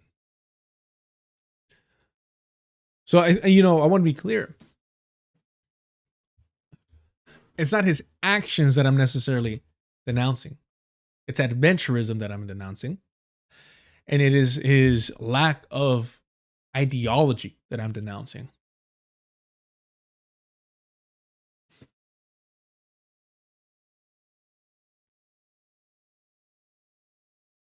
Ayman Mohammed Ghazali, 41, a naturalized U.S. citizen born in Lebanon, was killed by security after ramming into the temple Isreal in West Bloomfield Township near Detroit and driving down a hallway in a vehicle that then caught on fire, according to authorities. The FBI, which is leading the investigation, described the attack on one of the nation's largest Reform synagogues as an act of violence targeting the Jewish community. Bro, you just know that. You just absolutely know that she's hell at the cash register. You just know that she's, the amount of times that she's asked for a manager must be record breaking. My God, how fucking terrifying. About 140 people, 106 children, and more than 30 staff were at the synagogue at the time of the attack, said Casey Cohen, Temple Israel's director of strategic development. None of them were injured, according to Oakland County Sheriff Mike Butchard. Or Bacard. Michigan Governor Gretchen Whitmer and U.S. Senator Alyssa Slotkin, during a news conference Friday, praised Temple Israel's private security for swiftly stopping the attack. Again, the synagogue is called Temple Israel. But we have to pretend that this is somehow completely removed and unrelated to the Zionist entity. Quote, if they had not all done their jobs almost perfectly, we would be talking about an immense tragedy, wow. An immense tragedy here with children gone, Slotkin said. Because only European children matter.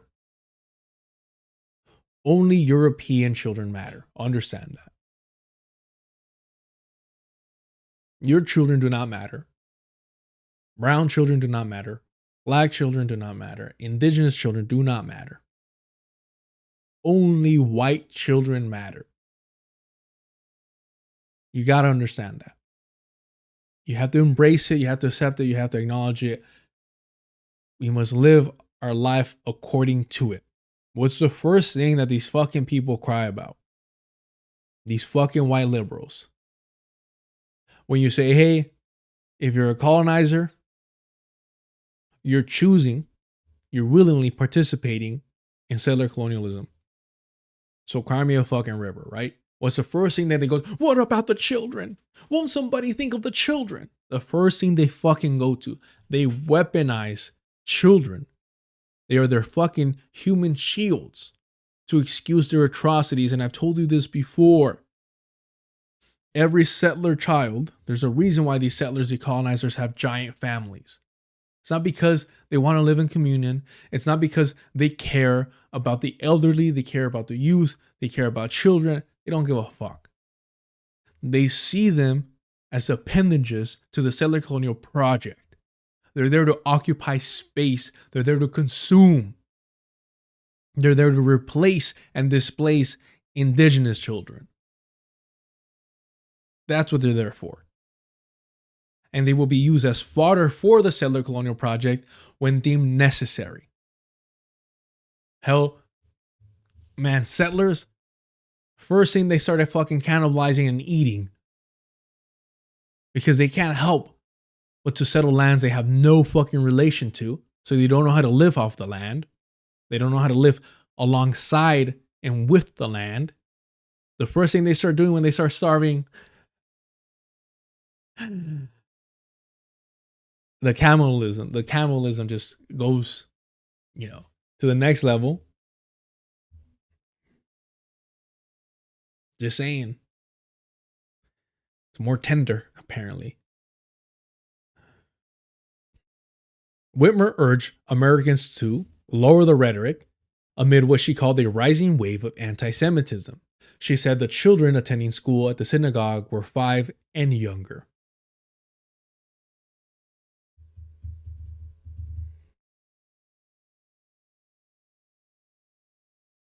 Again, do you think this gentleman knew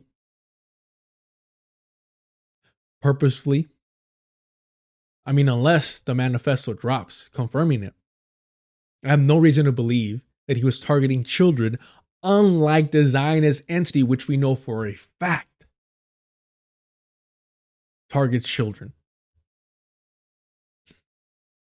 Whether we're talking about snipers or even programs like Daddy's Home.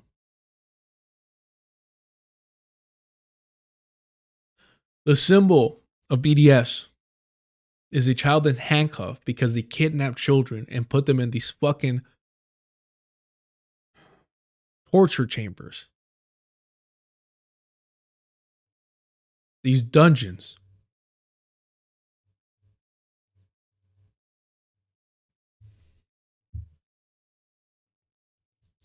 This is targeting babies who are Jewish, Whitmer said. This is anti-Semitism at its absolute worst.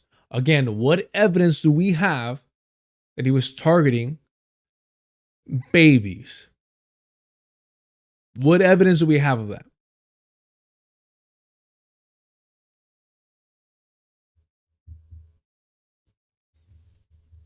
Ghazi came to the U.S. in 2011 on an immediate relative visa as a spouse of a U.S. citizen and was granted U.S. citizenship in 2016, according to the Department of Homeland Security. An Israeli airstrike killed 4 people in eastern Lebanon town of Mashgrahara on March 5th. Lebanon State Agency and the Lebanese Health Ministry reported a woman was also wounded. The ripple effects of the Iran war have spread across the Middle East. Israel has stepped up its attacks on Lebanon following renewed strikes with the Iranian-backed militant group Hezbollah.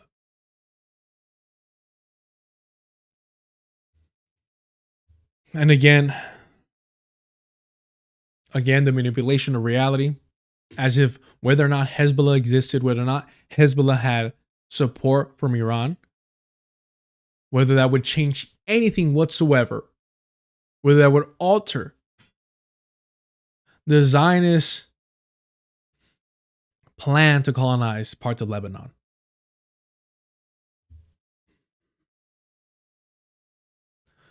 A local official in Mashgrahara told the Associated Press that Ghazali's 2 brothers and a niece and nephew were killed at their homes in an airstrike just after sunset as they were having their fast-breaking meal during the Muslim holy month of Ramadan.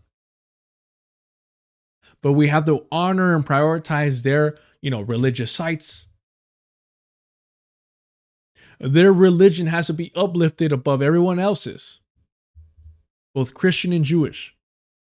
This whole bullshit of a Judeo-Christian, it's just white supremacy that unites them. It's just white supremacy that unites them.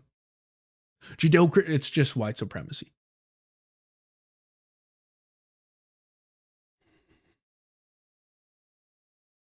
The official who requested anonymity because he could not publicly disclose the details of the airstrike told the AP that Qasim and Ibrahim Ghazali were killed, along with Ibrahim Ghazali's children, Ali and Fatima. Ibrahim Ghazali's wife was seriously wounded and remains in the hospital, the officials say. Why is it that we don't have the ages of these children that were murdered by the Zionist entity? Why don't we have that? Why was that information not disclosed, or did the AP refuse to share it? The official said Qasim Ghazali was a known soccer coach and personal trainer, while Ibrahim was a school bus driver in the village. The official said that Ayman Ghazali's father was in the US and returned to Lebanon recently. In the minutes after the attack, smoke billowed from the synagogue. One security officer was hit by the vehicle and knocked unconscious but did not suffer life-threatening injuries, Bocard said, and 30 law enforcement officers were treated for smoke inhalation. Whoa. Oh, not smoking. I think I've contracted the black lung. God damn, bro. Every fucking detail for colonizers being perpetual victims. Cohen was in the hallway when the crash happened. She described hearing a loud bang and said she grabbed a few staff members, ran into her office, and locked the door. When I heard the crash, I knew it was bad, Cohen said. She said the crash happened near a classroom, and in addition to the children, there were also more than 30 staff members in the synagogue. But no, he must have been targeting the children and not 30 staff members. Rabbi Ariana Gordon from Temple Isreal thanked the security team, law enforcement, and early childhood teachers for getting the children out safely and reunited with their parents. About a dozen parents sprinted to their children soon after the authorities cleared the building.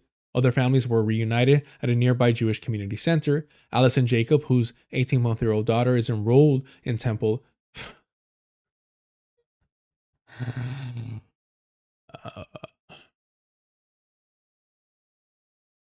18-month-old daughter, who is enrolled in Temple Israel's daycare, says she got a message from a teacher saying that the children were okay even before she knew what happened.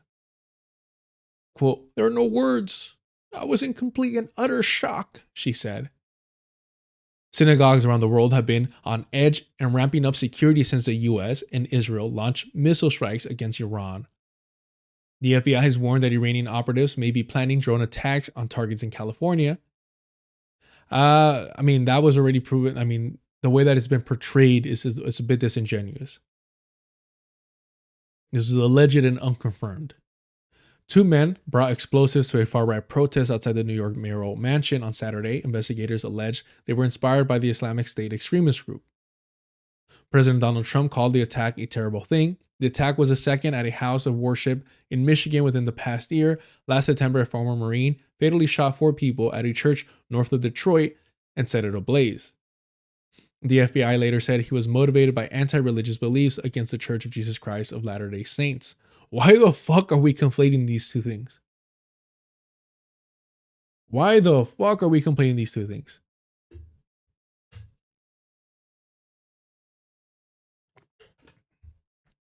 The Mormons have been through too much. Oakland, and by the way, the whole Zion shit, right? Utah, Zion. Oakland County is Michigan's second largest county with roughly 1.3 million people. The majority of Detroit area Jewish residents live there. Temple Israel has 12,000 members according to its website. This story has been corrected to show that about 140 people total were at the synagogue when it was attacked. Temple Israel. Temple Israel. All right. Maybe I'm being too crude. Maybe I'm not being sympathetic. Maybe I am just too hateful. I am not. I am none of those things. I'm a kind, caring person, sympathetic to the tears of all white people, of all colonizers, wherever they may be.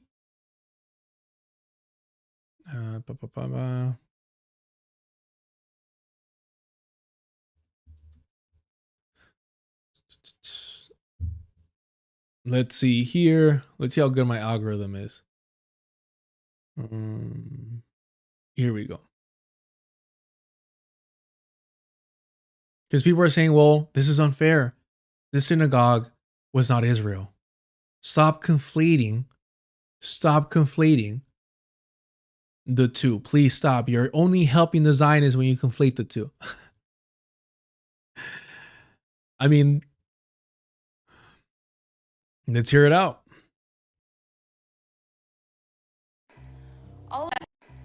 All of us have stories to tell, pictures to share, Temple has taken so many of us to Israel over the years and to so many of these places.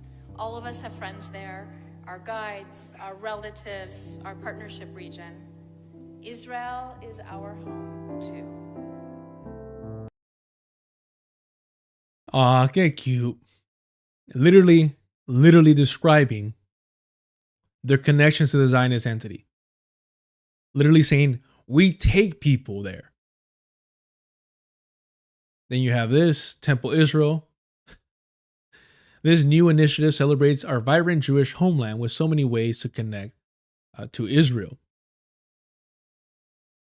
Last week, Temple Israel community gathered to hear from IDF soldier and artist Albert Levy share his inspiring journey from the battlefield to the studio. From the battlefield to the studio. He then brought his story to life with a live painting of the Tree of Life. After watering with the blood of Palestinians, inviting our community to add their own splatter to his meaningful collaborative artwork. This is utterly fucking disgusting. This is like George W. Bush taking on painting. This special piece is now being auctioned through the end of today. I wonder where the money's going to go to. The program was presented by, I don't know, Temple, I'm assuming it's Temple Israel for Israel, and the Goodman Family Judaic and Archival Museum. Temple Israel held a hostage homecoming service on Monday evening as part of our Simchat Torah celebration as a people, we both hold joy and sorrow in our hearts, as this night was a powerful reminder that you gotta watch the documentary. Look at this fucking propaganda here.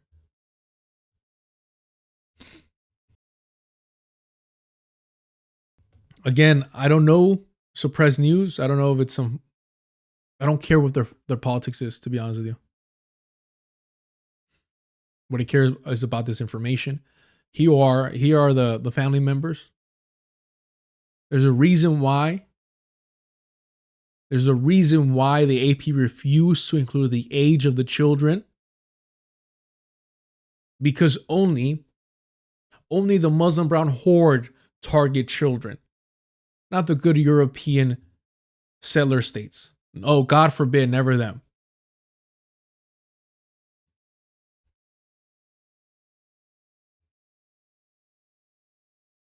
Imagine the heartbreak that would drive you to do this.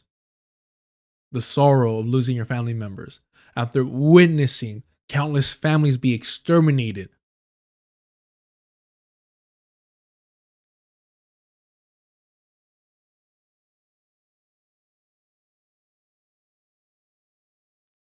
Please keep in mind, please take note of all these white liberals, these political commentators that will disavow this, that will smear this, desperate act for some sense of justice. Understand that Temple Israel is an outpost of the Zionist entity. There's no other way of viewing it. They brag about this shit.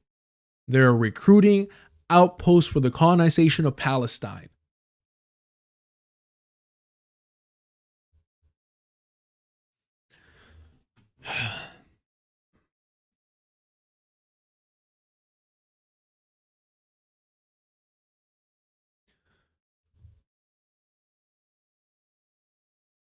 Look, I'm a bad atheist. Who am I? But I really don't see how you don't.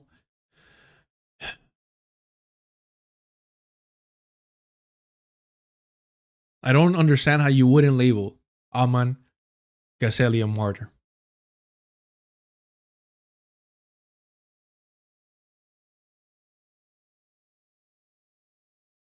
I really don't understand how you don't label him a martyr.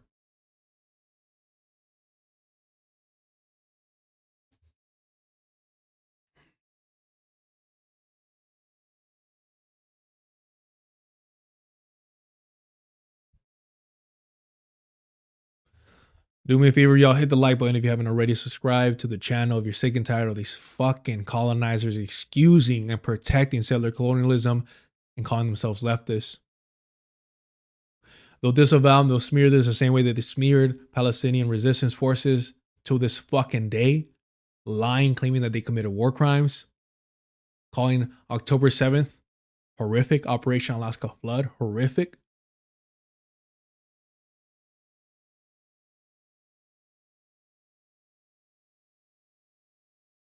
And understand that I have to limit my language and what I say. But I hope y'all can read between the lines. Appreciate y'all being here. Let's check in on our favorite National Socialist, lifelong Zionist, and alleged former lover of Golda Meir, Bernie Sanders. The liberal Zionist parade continues.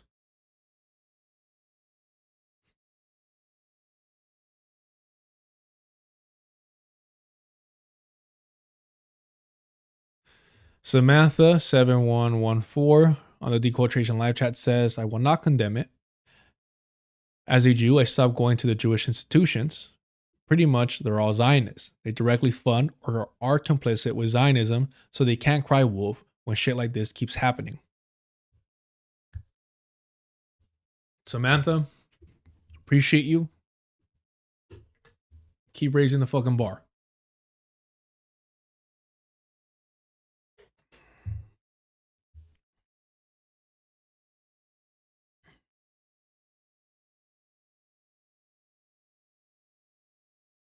All right. Let's get to it. We got like another hour in the stream.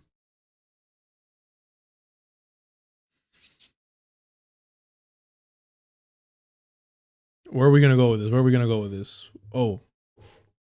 So he has this conversation. Bernie Sanders. Bernie Sanders holds conversation with Iran experts about ongoing Iran war.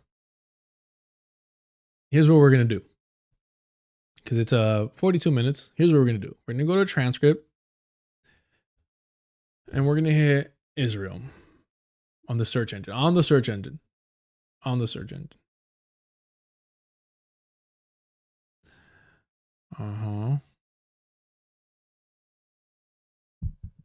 50th state. Like, if we're going to colonize them, then let's actually show solidarity, goddamn. Appreciate you subscribing, the one redhead.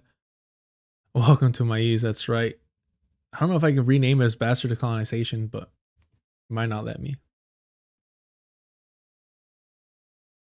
Okay, here, I think this might be it or not. I'm not sure.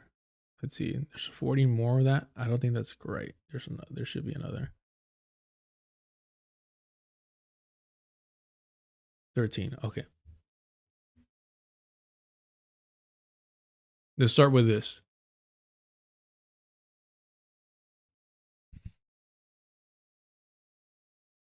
In the hands of the Shah. I remember an Israeli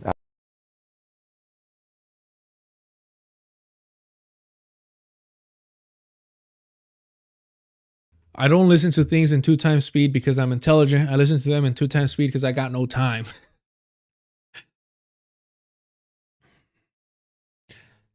YouTube memberships are turned on. The Discord is up and running. Access to that is through the Patreon, but I'll shoot the access to the YouTube members as well. That one dreaded head, if you can, drop your Discord username and I'll shoot you an invite. Appreciate the support. I know it's just more efficient sometimes, so want to make sure I'm fair with it. What else? Super chat, super stickers are turned on. I appreciate all. The Cash App is up and running. I sincerely, y'all, like, a rough start to the year, and your support really fucking saved me. So I appreciate y'all. And look, we're all struggling out here, so if you can do me the favor, get busy in the chat, y'all. Call me out. Let me know how wrong I am. Whatever you got to do, let yourself be heard and known. Samantha adds, these synagogues are outposts indeed. That's why I couldn't tolerate them ever and fucked off as soon as I was old enough. I went to a reform temple and it was Israel everything. Yeah, this whole reform thing is something I need to learn a little bit more about. Just like kind of like, oh, I don't know, it gives a false notion of like progressive thought, right? And overall, the Jewish community has that concept of like, and Dr. Jared Ball, who is himself Jewish, has talked about this this sense of the myth behind the progressive Jewish community is misleading. And look, we don't fuck with him, but North Finkelstein helped to expose that mainly through his own actions. But yes, appreciate it. Which actually makes it much more resilient, much more difficult to get rid of internally or externally. I voted for Kamala Harris. You got a problem? Fox, thank you for the super chat. Unrelated but Big Ideas by the Arctic Monkeys is a banger. That album is growing on me. Is Big Ideas? I know how it goes. Because he says, Alex Turner says, sort of ideas that like you immediately call your friends to talk about, your bandmates. Is that the car? I think it's the car, right? Thank you for distracting me. Thank you for the super chat. Or is it in Tranquility? It's not Tranquility Base Hotel and Casinos. Yeah, it's the car. Yeah. You know, I think Body Paint might be one of my favorite Arctic Monkey songs. It's a throwback, at least lyrically, to their more like youthful lyrics about like dating and stuff like that. So no, I hear you and I appreciate it. Appreciate the support. I'm a big Arctic Monkeys fan. I don't have the posters that I used to have behind me. I don't know where to hang them.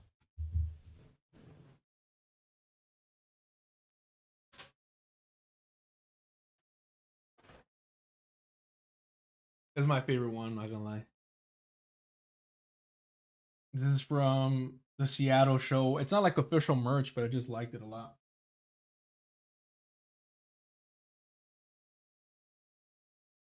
To be honest, I feel like the non-official merch is usually more creative because it's made out of like love and appreciation of the fan base.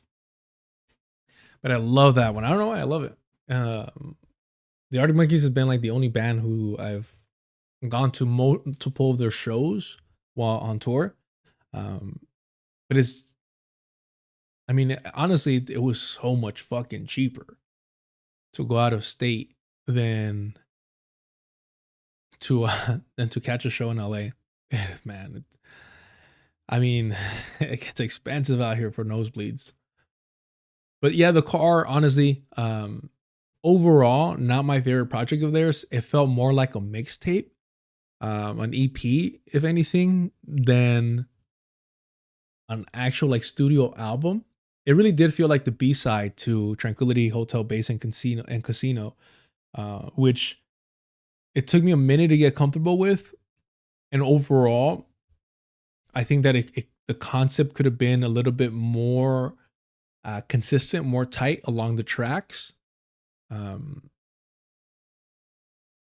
overall, it's a great sounding album. I just wish that the concept album would have been more, again, just tight on that. Fluorescent Adolescence is great. 505 took me a long time to really appreciate. 505 took me a long time. It was like everybody's favorite for a while. Of course, after like their main hits. Everybody would always talk about 505, and I was like, I can't really get into it. I think you got to go through her stuff to appreciate some of their songs. So afterwards, and now I do appreciate 505. My Propeller is one that it's funny because I never liked My Propeller. I always skipped it. Not too long ago, I started liking it, started warming up to it, but I'm at the point where like I kind of like it depends on the day if I like it or not. But I could talk about the Arctic Monkeys for too fucking long, man. Too long.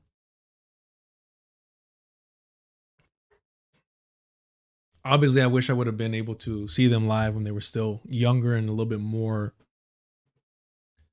Their sound was what I fell in love with as a kid, like in fucking middle school when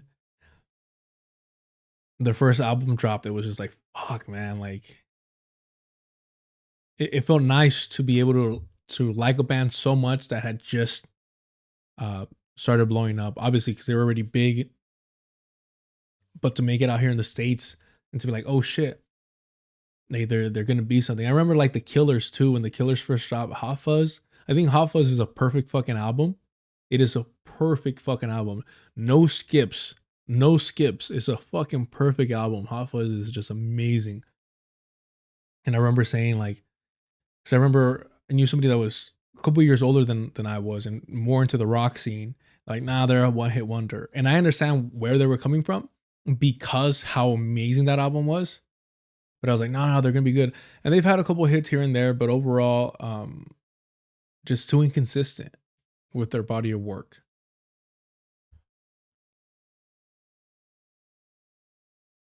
I'm gonna have to give Sam Sound another listen then. It's been a while. The reason why I love Tranquility Hotel Base and Casino is it reminds me so much of like Bowie, and then also made me go back because I'm like, where did this come from?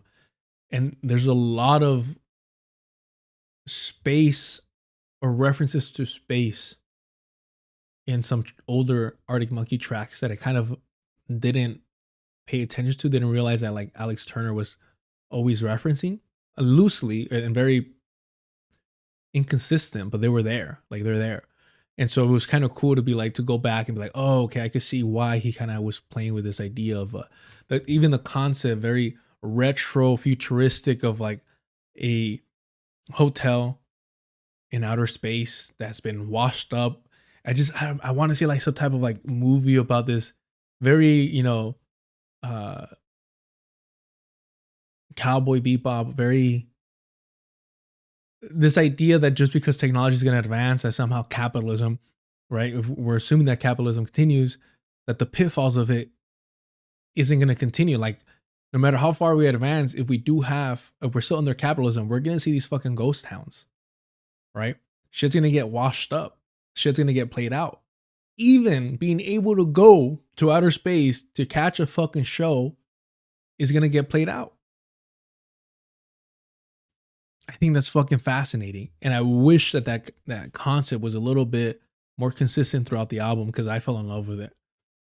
I'm kind of realizing that I really do like, certain sci-fi. But I'm very peculiar about it. All right. Enough of that. You weren't wrong about it being a unrelated. All right, let's keep going. Let's keep going. Where are we? Oh, okay. AJ is talking to Chitty Matcha through the Twitch chat. Another book recommendation that is in line with that thesis is Towards a Political Philosophy on Race by Sheth. That's Sheth. The argument Sheth makes is that race is not a biological categorization, but instead a form of technology created by the sovereign power to preserve and expand itself at the moral cost of oppression of an outgroup. Oh, I like that. That's interesting. I like shit like that. That's up my alley. Let's do a Cowboy Bebop segment. I was very fortunate to where, like, I guess at the time, family friends, again, limiting the parasocial stuff. Family friends were very young, looking back, very young. And so I remember being young and walking into a family friend's room and literally wall to wall Dragon Ball Z, like toys still in their original packaging, posters of like Cowboy Bebop, and just, when being that young, just like thinking it was the coolest fucking thing in the world. And like thinking that that's what an adult, what you can do when you have money as an adult. I mentioned before how for the longest times, I kind of had forgotten about Akira, and I had like a recurring nightmare of Akira. And then once I kind of like went back to anime or whatever, just I realized that I enjoyed it. I'd be like, oh shit, that's what's been haunting my dreams. So I truly, sincerely do have a love for anime. I just kind of haven't really been, I haven't kept up with a lot of the animes. If anything, I want to go back and watch movies that I never engaged with. But yeah. Chirimacha, the title? Akira?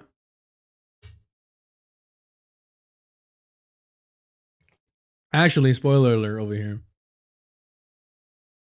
I'm gonna go see what is it? Is it Kiki's Delivery? Yeah. I'm gonna go see Kiki's Delivery Service in IMAX. Really excited for that. I didn't get the chance to watch Spirited Away in IMAX. I don't have the Michael B. Jordan pool. And personally, Kiki's Delivery Service isn't my favorite movie, but it is one that it's one of the Studio Ghibli films that I saw very, very early on. And I was like, okay, this is special. Like these films are special. It's different. Obviously I'm pretty basic. I think for the longest, Spirited Away was my favorite of the Studio Ghiblis, but I always have a problem pronouncing Ponyo. When I first saw Ponyo, I was just, man, I think it's the first time since I was like a kid that I was like, that I felt like that type of joy that like when you're a little kid that only like Disney films really provided for you. For me, I'm thinking more of like, the Lion King or the Jungle Book for me, right? Those were the movies that I really liked as a kid. Maybe Toy Story, we're talking Pixar.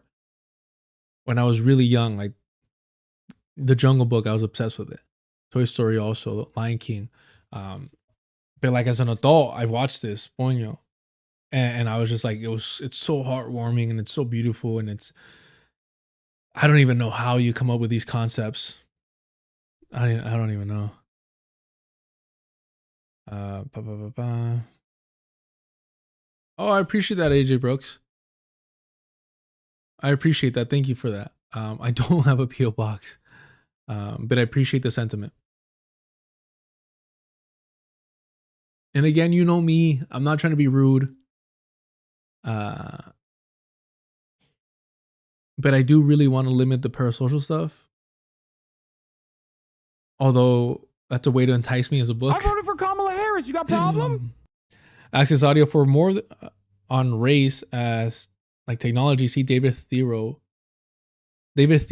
Goldberg's work. Okay. David Theo Goldberg.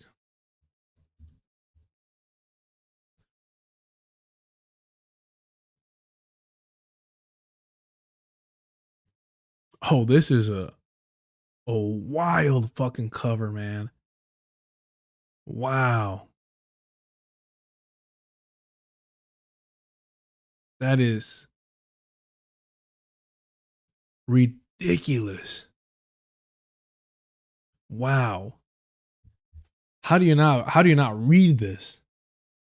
Thank you so much, Access Audios, for the super chat and the recommendation. AJ Brooks is gonna make me get a PO box though. I'll try finding it online first. I don't need more books, or at least no physical books. Although I will say, I don't know if y'all seen this online, that apparently certain ebooks are getting updated and certain stuff is being rewritten. Apparently this is only happening right now with very pop culture books. Like they just started including like TikTok references. Kind of fucking scary. But yeah, this right here, The Threat of Race, Reflections on Racial Neoliberalism. That sounds fucking amazing. Damn. Let's look up. Let's have a cover battle over here. Towards a political Philosophy of race. I'm gonna spell philosophy wrong. On race, excuse me. But I spell wrong. Is it this one? Yeah. I'm sorry, AJ Brooks. I like the I like the lines of the that's very not abstract art, but very very subtle. But in this cover, I think, hey chat, let me know who won the cover battle over here. We judge books based on their covers around these parts. The last one was hard to top though. That's a 10 out of 10 cover right here. This is a very academic cover. I appreciate it. Very subtle. But we got to check these both out. All right, let's get back on track. I appreciate it. Appreciate y'all. Whereas all of the decision-making ultimately was in the hands of the Shah. I remember an Israeli diplomat who was stationed in Iran at the time told me that 3 Iranian generals did not dare to call for a meeting just to discuss what they would have for lunch next week out of a fear that the Iranian Secret Service would believe that they were plotting to do a coup against the Shah. So it was much more of that type of an East German type of authoritarian state. Bro. They couldn't even plan lunch together because they were so terrified of the Shah. Jesus, come on. Ah, man. Can't stand this shit.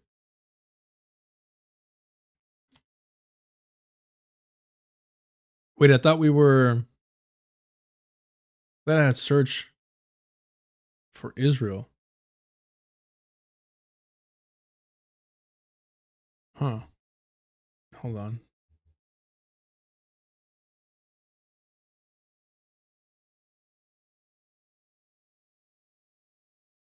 Oh, wait, what the fuck? Why would you do this?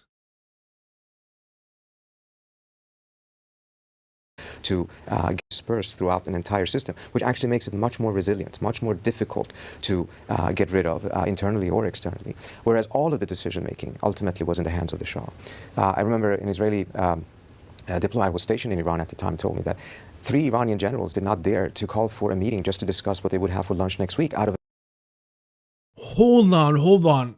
This fool, holy shit. Who the fuck? I hate Bernie Sanders so much.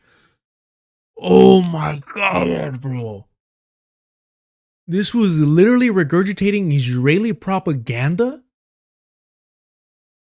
Holy shit. I really thought it was fucking ridiculous. Oh, they can't even get together, get lunch. They gotta eat in solitary confinement. But he's saying an Israeli diplomat told me this. Bro, what the fuck?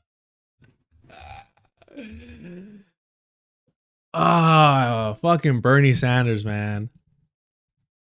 Jesus fucking Christ. Yeah, it is some North Korea fucking shit, right?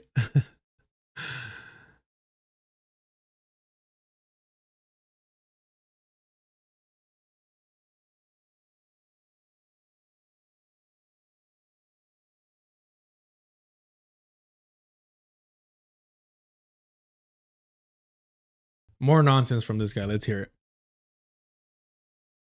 And the U.S. side believed that Iran would then retaliate against the United States. And as a result, the U.S. had no choice, apparently, to attack Iran. Where in reality, it did have a choice. The choice would have been to make sure that Israel did not endanger U.S. troops instead of letting the Israelis decide when the United States goes to war.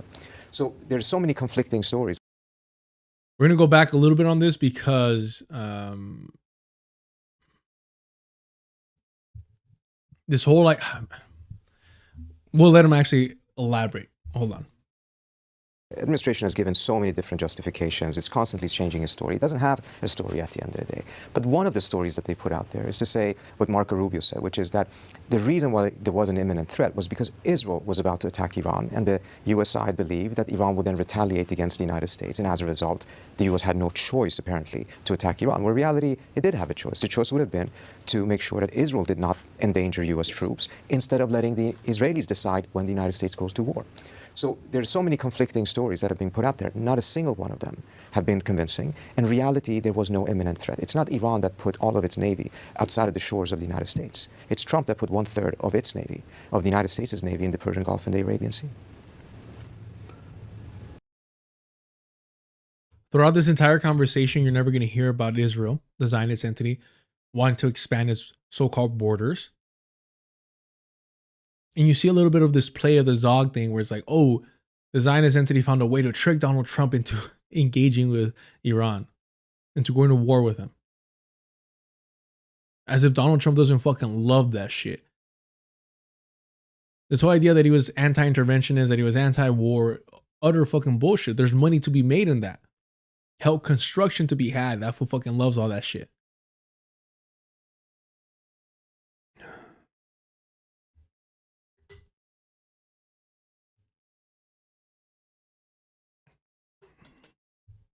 I just hate this concept that the Zionist entity dragged the US into this.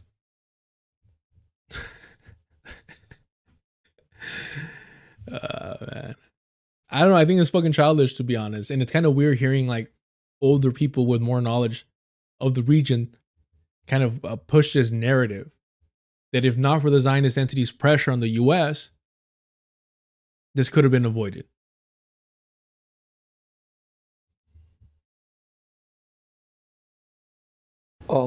I think, so I speak for myself, not for you, that a lot of U.S. Mideast policy is dictated by Israel. That I think Rubio probably had it right, that it was Israel who decided they wanted to go to war. And after 40 years of wanting to see this, Netanyahu finally got his wish. I mean, just when you thought he was going to criticize the Zionist entity itself, oh, Netanyahu finally got his wish. And what wish is that? Oh, to stay out of prison, to get reelected,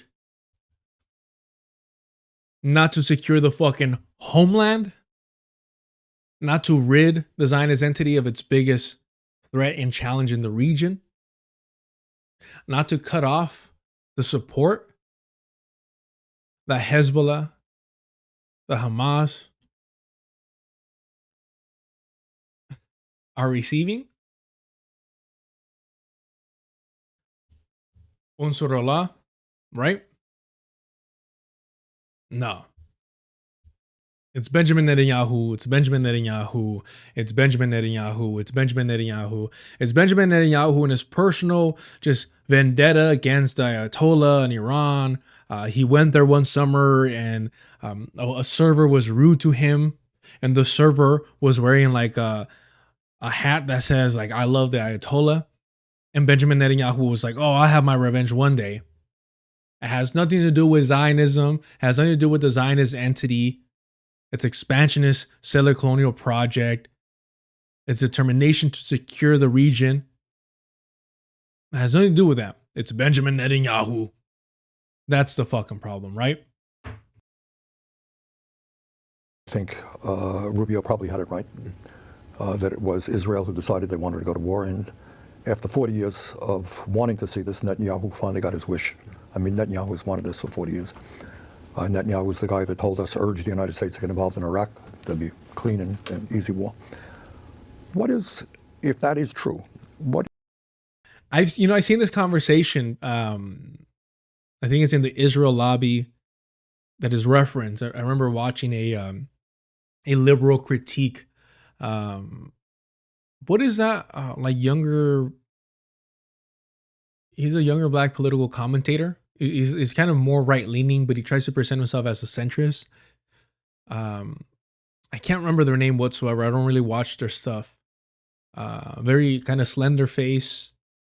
I think a very kind of like clean cut, like a small goatee, a little small mustache. Fairly young. He looks fairly young, but he's been around for a while, and he kind of sells himself as being like kind of like, hey, I'm just looking at the facts. Not very, doesn't get loud, doesn't really, that's not his approach to like engage with that Piers Morgan style. Yeah, I can't remember his name, but I remember watching, like, just checking in on these liberals and these like reactionaries that claim to be like logical and sensible. I can't remember the name, but they were criticizing this position of like that it was a Zionist entity that push for these wars. And I can't remember his name.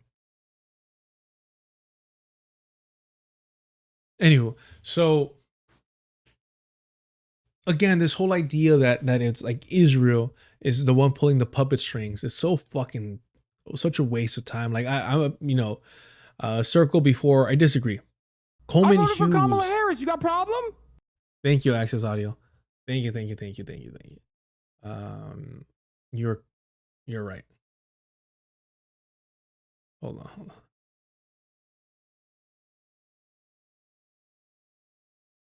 Oh, was it one word? Yeah. Let's see. Let's do. Is it Dave Smith? Maybe is that who it was? I responded to Dave Smith. Yeah. Did we go over this? Or did I only make it halfway through? There's something about Iraq. Let's see. Here we go.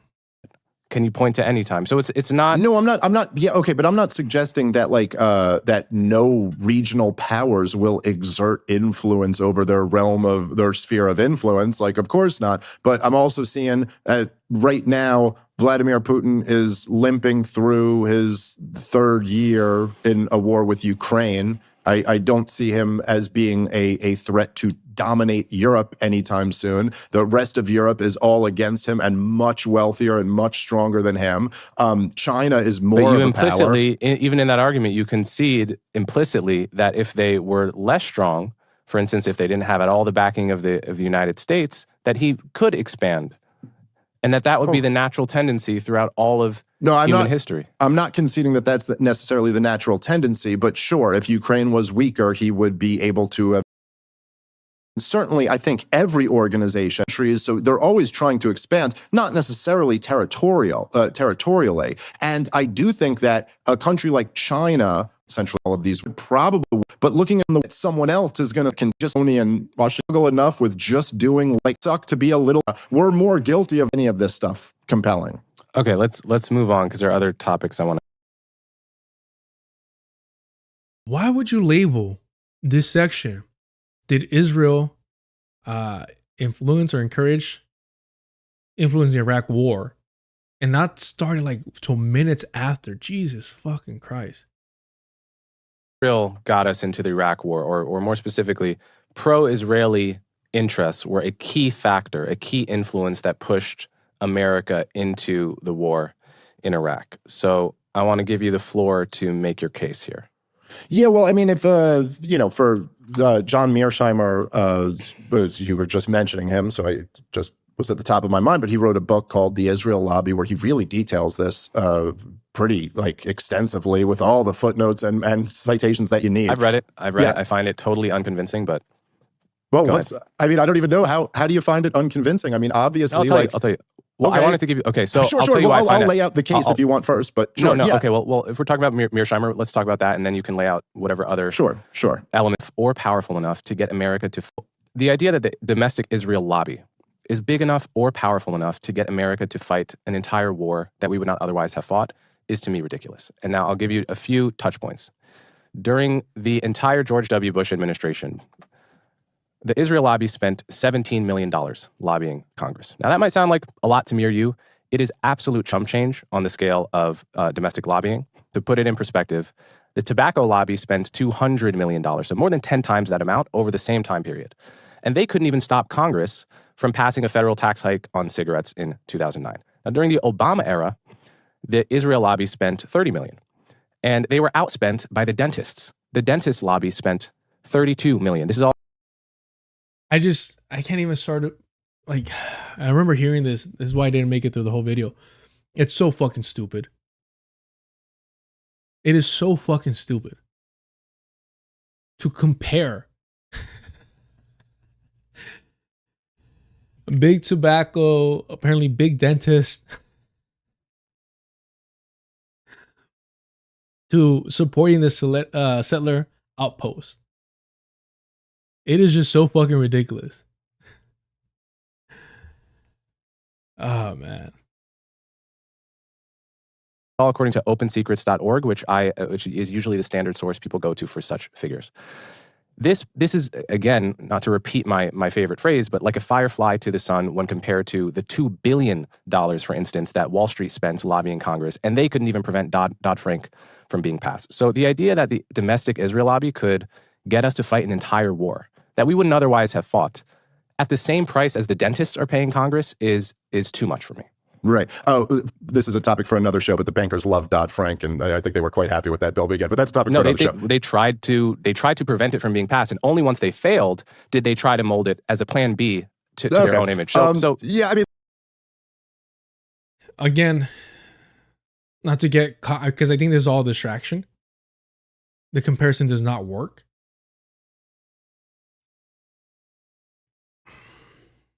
And I hate these types. This is why I don't do fucking debate shit, because I'm like, it's gonna take longer for me to tell you why this comparison is nonsense. I voted for Kamala Harris. David Theo Goldberg book cover is a real photo from 1992 in Georgia.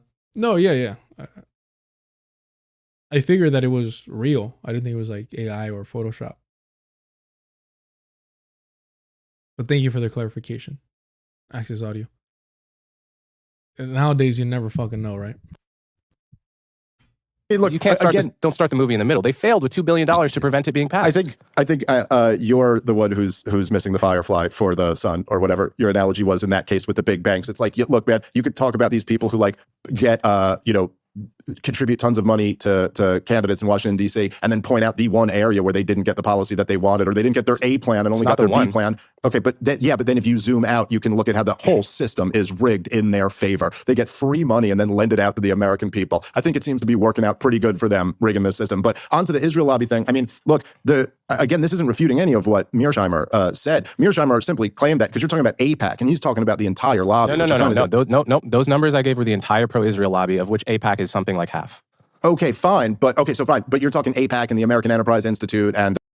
All right, I can't watch this. I actually can't stand either one of these guys. I'm sorry. Just to end off on this note, I thought they were going to get to the Iraq part a little sooner. My apologies.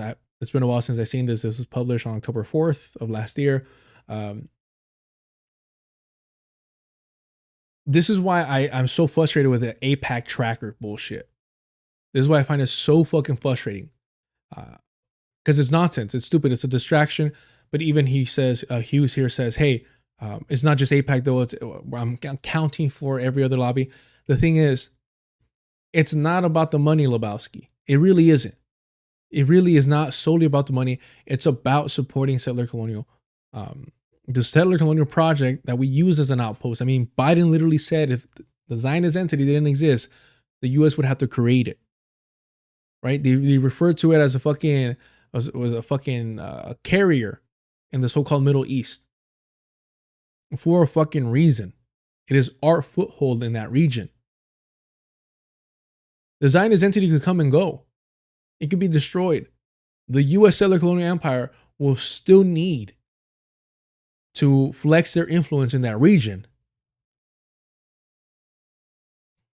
It just took over what the English were fucking doing in that, or the way that they were trying to maintain some type of dominance in the region and influence within it.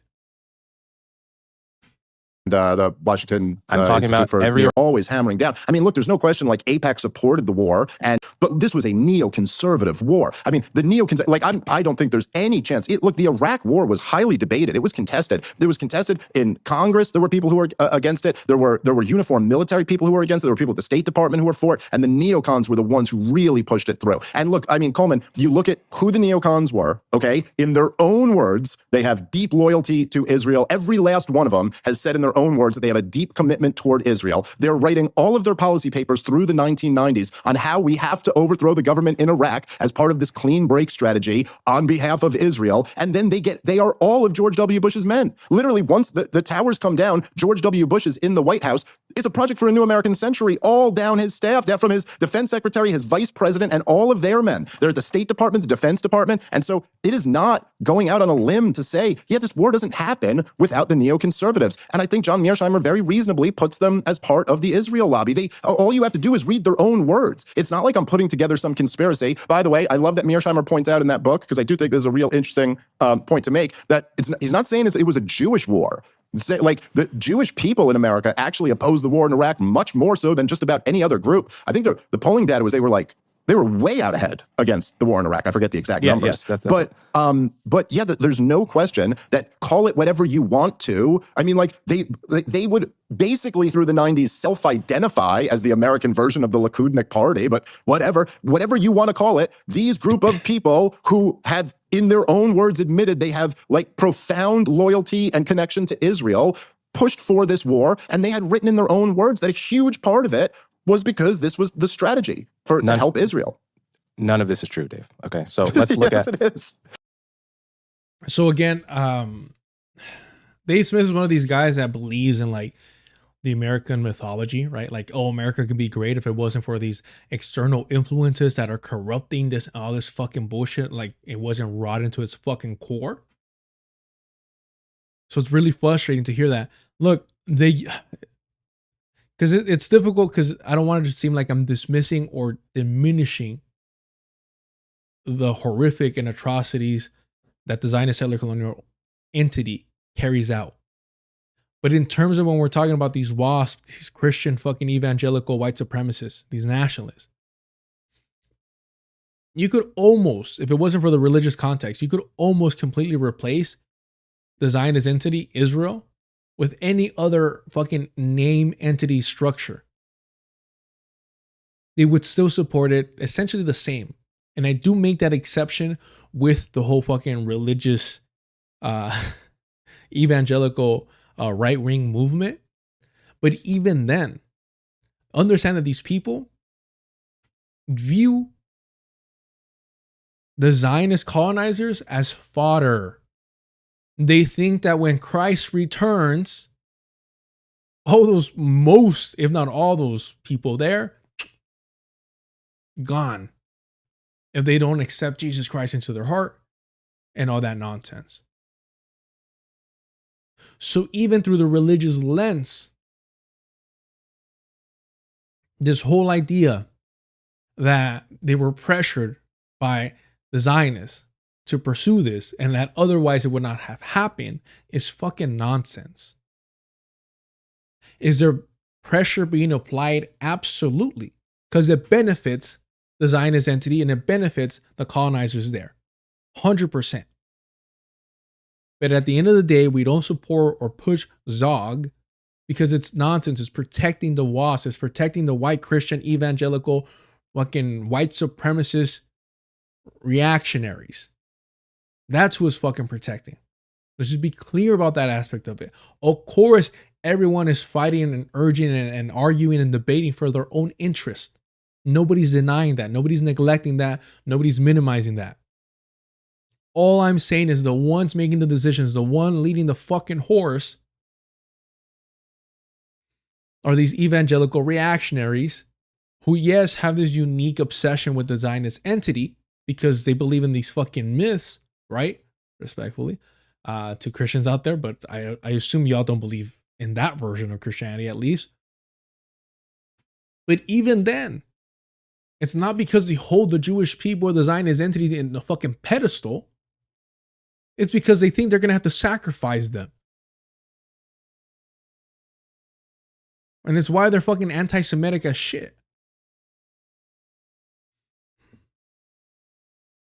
It's all true. Let's look at their own words. Project for a New American Century is founded in 1998. If you go to their archive online, you can find the earliest thing written about Iraq by a member. The earliest thing is written by John Bolton in 1997.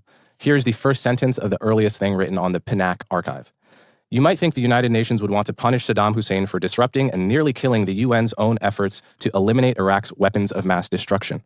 Instead, the UN Security Council effectively rewarded him. The next year, when the PNAC is actually founded, as you know, they write a letter to Bill Clinton. Now, this is the first time that PNAC, the neocons, call for the ouster of Saddam Hussein, right, publicly. No, it's the first time the Project for a New American Century called for him. It's not the first time the neocons have publicly called for him. Right, but it's not. No, you said the neocons. It's not the first time the neocons had called for it publicly. Correct. We'll get to that. Apologies. So the first time PNAC calls for the ouster of Saddam Hussein in 98, they write a letter to Bill Clinton.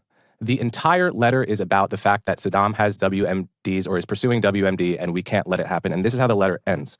We urge you to act decisively. If you act now to end the threat of weapons of mass destruction against the U.S. or its allies, you will be acting in the most fundamental national security interests of the country. If we accept blah, blah, blah, blah. Okay. So Israel is mentioned once in that letter, and it's grouped in with all of our other allies in the region. It's like they say, also, this will be good for Israel and Jordan and our other allies in the region. So PNAC, this idea that the Project for a New American Century, that you and I both agree is a good bellwether for the neocons, was not using the WMD argument. It was their main argument. It was almost their only argument long before Iraq. Now let's get to this clean break. No, but this is wait, hold on, but Coleman, this is just not right. I mean, you've read A Clean Break, a new strategy for securing the realm and coping with crumbling states. That wasn't about U.S. foreign policy. That was a recommendation for Israeli foreign policy. Yes, okay, but you're saying they talk openly about wanting to overthrow Saddam Hussein for the clean break strategy. Yes, in the letter to Bill Clinton, they didn't say that, but they had written openly about this. It's the entire strategy that they laid out, and we also have a 4-star general who's on record saying that he saw these plans, that they were going to go overthrow all of these governments. Let's deal with one at a time. The Clean Break Memo. The Clean Break Memo, written by Richard Pearl.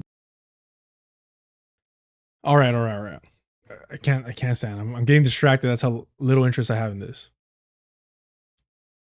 Well, Geek, I'm glad that you responded because I was going to get into that. I'll refocus. What is Israel's goal? What do they want by not only decimating the leadership in Iran, not only attacking the infrastructure, but also going into Lebanon as well? I think Lebanon is not getting a lot of attention, but I saw something which was really quite shocking. There's something like 10% of the entire population of Lebanon, some 700,000 or 800,000 people, have been displaced from their homes. That's rather extraordinary. Incredible. All right, what is Israel's goal in this whole thing? What is Israel's goal in this whole thing? Why is this motherfucker pretending like he doesn't know? Why is this fucking lifelong Zionist? Look, he's fighting back the bullshit that's leaking out of his fucking mouth.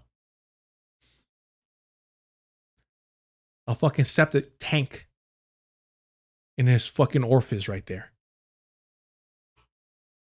Why is he acting like he doesn't fucking know that the Zionist entity wants to expand his borders? That it wants to continue to colonize land in the region, just like they colonized Palestine. Why is he acting fucking stupid?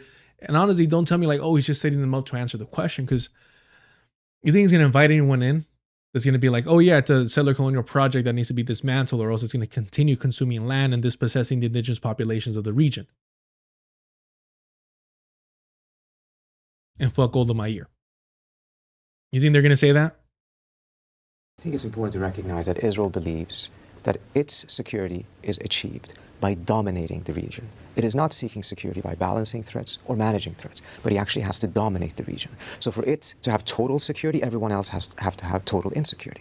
And as a result, it's seeking its domination over Syria, over Lebanon. These are countries that Israel can bomb at will with impunity without U.S. involvement. It was also seeking the same objective with Iran. So it's not looking for a different regime. It doesn't care if the next supreme leader's name is Moshtaba, Hassan, or Ali. That's not of relevance. What's of relevance is that Iran does not have any capabilities, military, economic, political, to pose a challenge to Israel's desire for domination out of its belief of security. And what this war is achieving from the Israeli standpoint is exactly that. Iran is being blown up to pieces. Even if it may have military capabilities left and deterrence through its missile, it is nevertheless being set back 10, 15, 20 years. And that is a major achievement from the Israeli standpoint. From the US standpoint, it is not, because all we're doing is destabilizing the entire region, undermining global markets, undermining regional allies who are terrified about the consequences of this, but Israel is by and large insulated from those consequences and as a result does not care. The question is, why is it that the Trump administration has gone along with a war that serves Israel's interests depending on how they define their interests, but does not advance U.S. interests?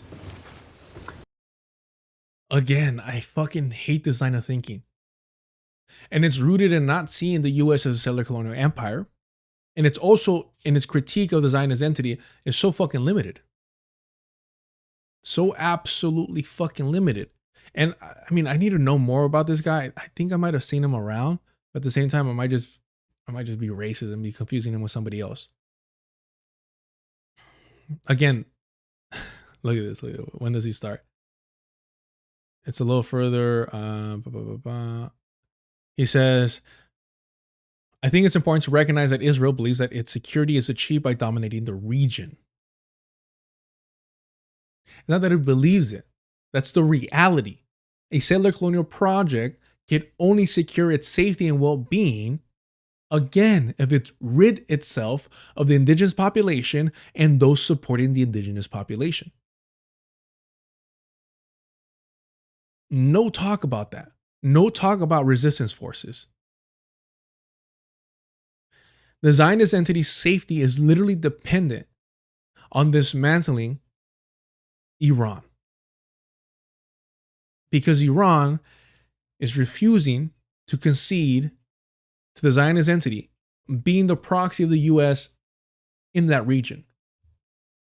Essentially a capo of the so-called Middle East. They're refusing to pay their fucking dues. And they're like, nah, we'll negotiate with the big guy, but we're not listening to this fool. We don't fuck with him, right? It's going to be problems. It's just gangster shit. It's territory. It's literally fighting for turf. And the Zionist entity wants to expand their territory, their turf, and where they have influence. In order to do that, some heads got to roll.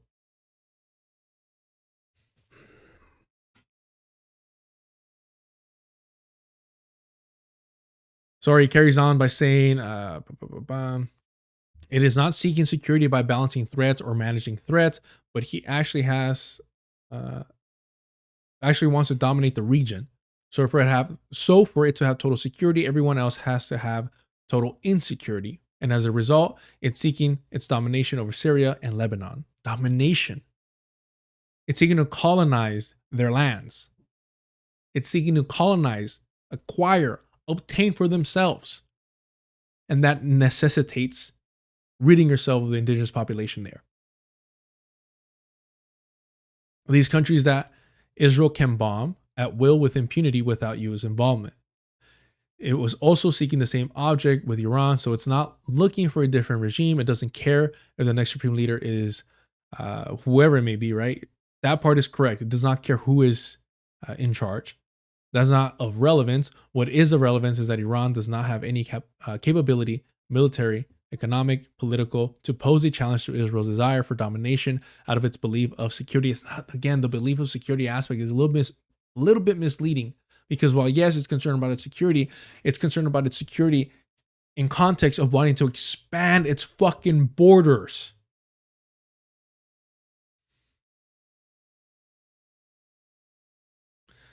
Bibi is not a Zionist, just FYI. I mean, what do you mean? I don't even know what that means.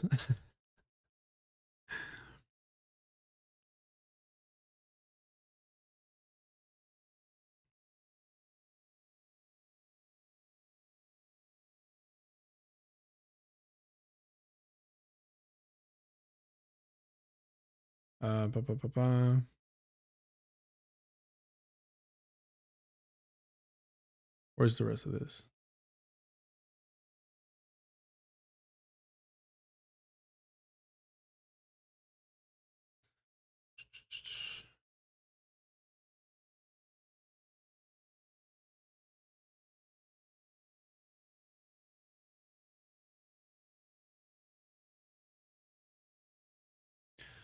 I'm trying to look. There's another portion on the Zionist entity.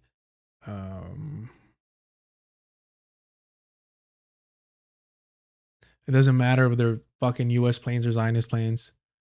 Tel Aviv.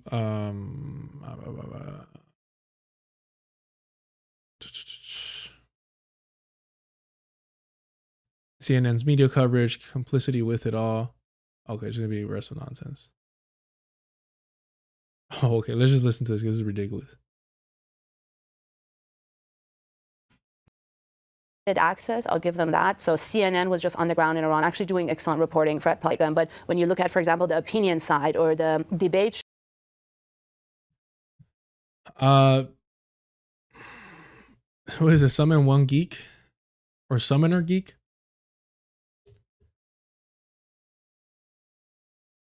I gotta be nice to you because you're an anarchist and I don't want to be smeared as anti-anarchist. No, I mean, that really doesn't make any sense. Most of the original colonizers of Palestine, the colonizers of Palestine, those that were pushing Zionism, weren't practicing like Judaism. They weren't practicing Jews. In fact, Theodore Herzl was trying to compromise with not leaving Europe and promising to raise the next generation of European Jews as Christians. So it's never been about whether or not they're actually practicing Judaism. Zionists is trying to bring the coming of the prophet like evangelicals bring the second coming of coming, or Jews for the first coming, or Muslims, Muhammad. It's all the same thing, same God. And yes, they're all Abrahamic religions, but no, that's not the goal of Zionism.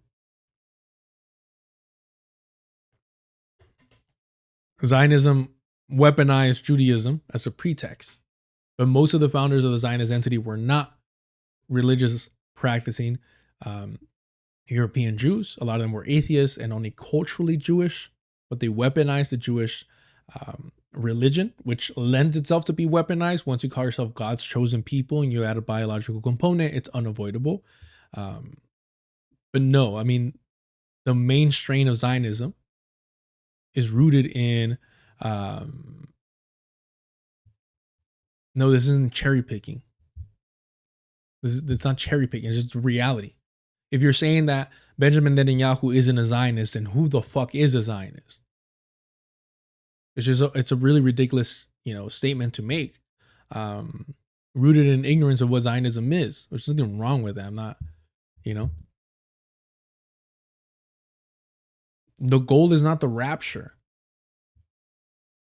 The goal for Zionists, right, mainstream Zionists, is to colonize Palestine. We're talking about the opportunists, the people that set it up, not the true believers. The true believers are the sheep that would just go into the slaughter. That's what they fucking sell you. That's their pitch.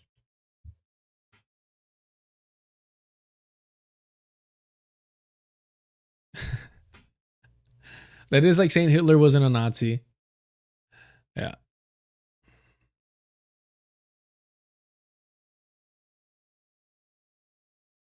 All right, let's keep going. Shows.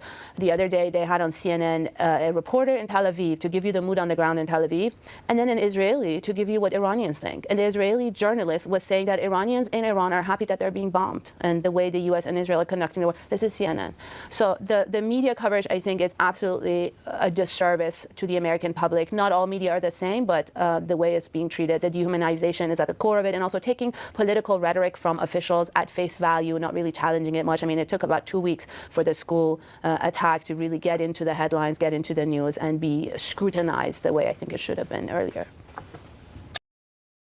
How can you say that when this motherfucker next to you was quoting an Israeli fucking diplomat and spreading Hasbara against Iran? Talking about they couldn't even get lunch together. Then you didn't fucking say shit. But there's one more before we move on. I almost forgot. Where the fuck?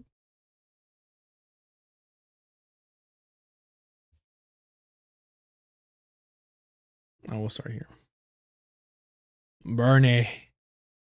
Let's try to create some rules. Know more about this stuff than I do. But at the end of World War II, there was a coming together of nations that said, look, we've just gone through a horrible war. 50 million people were killed. Let's try to create some rules of engagement, create the United Nations, see how we can maybe end war, minimize war. And now you're back to the war of the jungle. So you tell me, absolutely, if the United States can unilaterally, on its own, for its own reasons, with Israel, attack Iran, you tell me why. Give me the justification. If you're working for the State Department right now, if China would invade Taiwan tomorrow. Tell us why you think it's a bad idea. They don't have the right to do that. Can you make that case? The Department will have no leg to stand on in that scenario, because we have systematically and deliberately tried to degrade, if not completely destroy, the norms around the use of force and international law. These laws were oftentimes, and these institutions were built by the United States as a leading power, because we recognize that at the end of the day, even when we were one of the strongest nations and when we were the strongest nations, we still needed the protection of international law and institutions in order to constrain the behavior of others. Now we're moving towards a world that is much more multipolar. We have actually less relative power than we did before. We have a greater need as a result for these institutions and these norms to constrain rival states. Instead, we are actually undermining them. First of all, this is how slick Bernie is. This is how slick Bernie is. We can't support this because then we won't be able to stop China from invading Taiwan. Do you see why Cat over here talking about nuking China for Taiwan? All these fucking minions, all these other cult followers of Bernie Sanders are national socialists, right? It doesn't matter their skin tone, doesn't matter their ethnic background, doesn't matter their fucking identity. It's all the same fucking bullshit. These are the Bernie Sanders, the Bernie-crats. The Bernie-crats. Bernie Sanders' offsprings, right? Finds a way to sneak in the right for the US to try and influence and have some semblance of control over Taiwan, preventing China from, completely reunifying. It's fucking hilarious and pathetic, but something that, of course, Bernie would do, right? It's right up his fucking alley. This is how liberal Zionists work. They fucking lure you to sleep. It's very insidious. Basically saying, hey, we need to uphold international law. Because again, the Democratic Party, Bernie independent, but he's a sheepdog for them, is offering you a more effective and efficient empire. That's what they're offering you, but they're saying, hey, this is going to be ineffective if China decides to act. We have no international leg to stand on.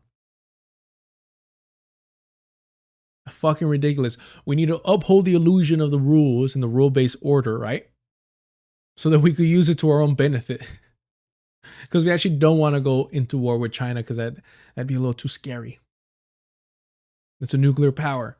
We don't want to do that. So we don't want to get caught as being hypocrites. I mean, you got to hand it to him. You got to give him a little round of applause to be like, bro, you found a way. And this is why they love him. This is why they put up with him, at least. This is why Hassan Piker loves him. This is why the Democratic Party puts up with him. Because he's a smooth operator like that.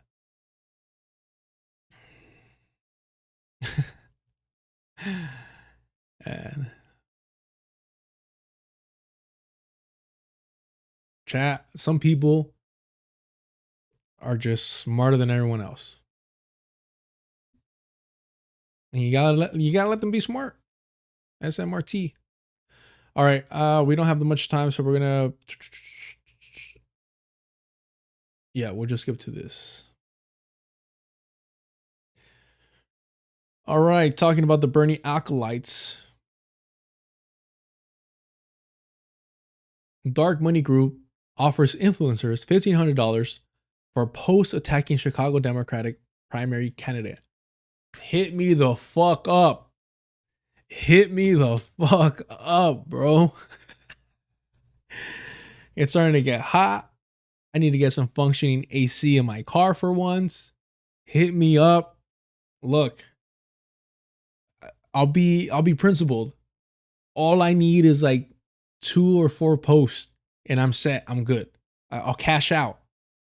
All right. I won't be greedy.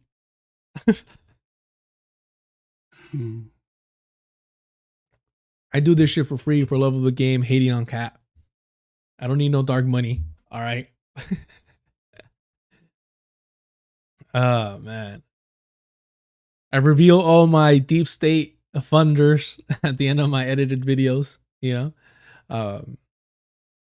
which I appreciate. Thank you all. Look, they have to push back on these fucking compradors, these fucking sellouts. They have to push back on them so that it appears that them winning a political position or their specific ideology or platform being embraced, becoming popular, is some type of victory that we need to celebrate. When in reality, it's not even the bare minimum, it's fucking backwards most of the time. So, with that in mind, this whole kind of campaign to push against it is also a way to trick us. It's fucking layered, baby. These are onions. They have to put on a show for us to make us root for someone. That's part of the fucking circus. That's part of the fucking show. Somebody who's really about it doesn't even get to be in this position. Kat, with her connections in media, has already been fucking vetted. She's set.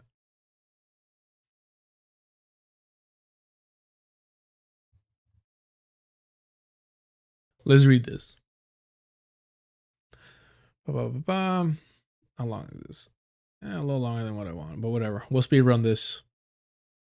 A week out from a crowded and contentious Democratic primary in Illinois' 9th Congressional District, Amanda informed an online influencer in Florida received an email with an offer. One negative post about candidate Kat Abughazaleh.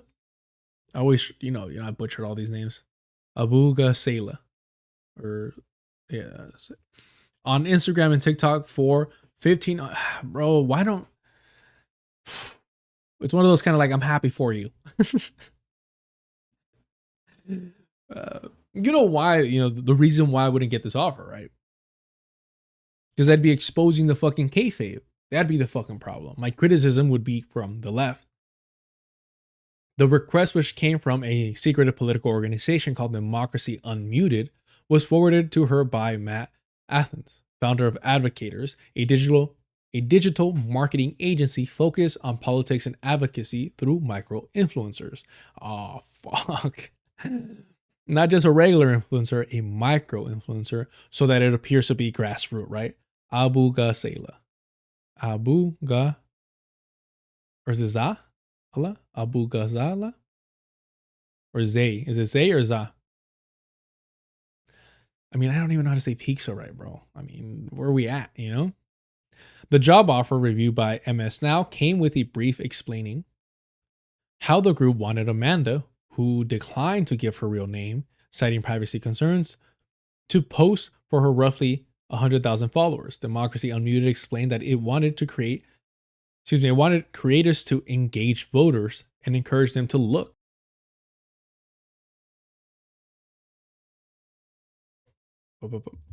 past viral personalities and ask real questions about who is running and why.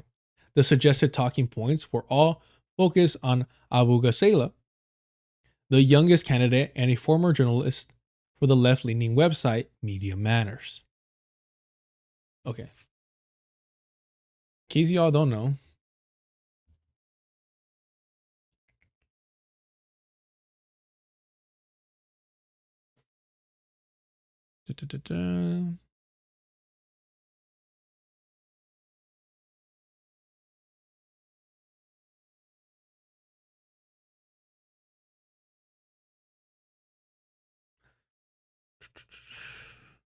all right, we'll get into this slowly, but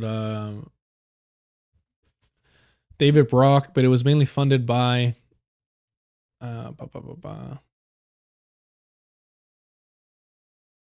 It was funded by Soros, but the funny thing is that David Brock was a former conservative. So that goes to tell you how this is leaning. It's just like the bulwark. Oh, I was before Trump, I was a conservative. No, Kat was Kat was fairly big and popular on social media with her news coverage. I mean, she got the push from these insiders. Let's put it that way. Left-leaning media. Okay. The offer called for influencers to highlight more than one of Abughazaleh's alleged shortcomings. She was inexperienced, came from a wealthy family, may live with her partner in a different neighborhood, and is too new to the area to serve. Kat's campaign appears designed for attention rather than impact, the brief said. As for the comment about Democracy's Unmuted, attack campaign on Friday, Abughazaleh shared a statement with MS Now calling the material filled with false and defamatory claims about Kat's background and campaign. Voters deserve to know who is paying for political influence campaigns like this and whether any campaigns or outside groups are coordinated behind the scenes. The statement continued, we welcome full investigative,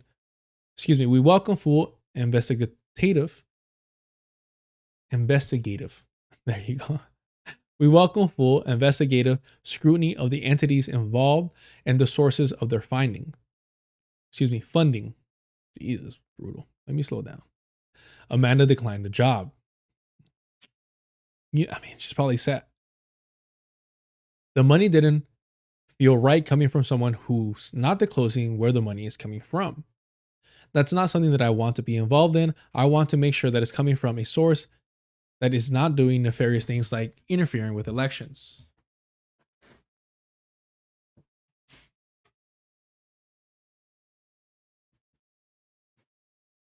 I was getting hot again.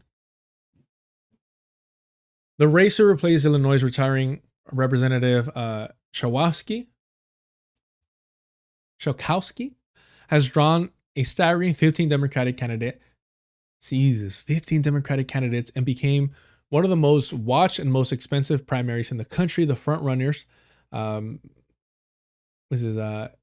Mayor Daniel Bliss and State Senator Laura Fine and progressive activist Abughazaleh have raised millions of dollars for their campaign, and dark money special interest groups, including AIPAC-backed committees,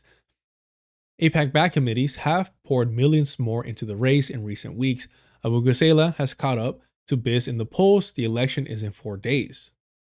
In response to calls for comment, Abughazaleh and Bliss spokesperson said his campaign had been subject to dark money attacks too, more than any other candidate in Illinois. It's unclear who paid for the campaign targeting Abughazaleh.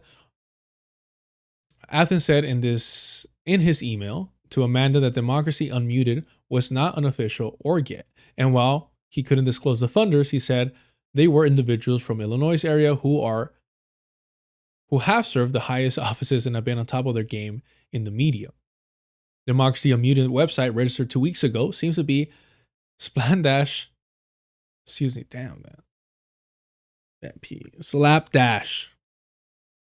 My apologies.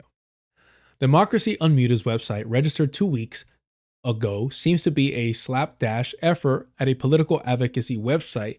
It has no about section and no contact information. Do the Right Thing says huge text laid over stock image of protesters on its website. Stand up, speak out, protect what's left of democracy, and forge a better future together. A link to sign up now points to an online forum, but filling it out triggers an additional communication. A search for Federal Election Commission records returned no filings of Democracy Unmuted, and the group is not listed in Illinois' business records file with the Secretary of State. Dark money groups have grown to exercise tremendous influence, said Abigail Bello, Senior Policy Director of Anti-Corruption and Accountability at Common Cause, a nonpartisan government watchdog group. With a lot of these competitive races, these groups can spring up overnight, Bello said. All right, we'll stop there. Oh, somebody apologize?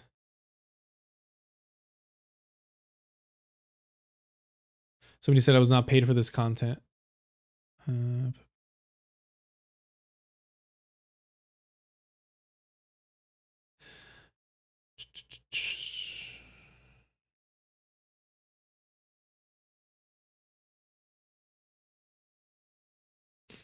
somebody took the money, y'all. All right, let's get back to it. Let's get back to let's see this right here. This platform is at the mercy, and unfortunately, because everything on this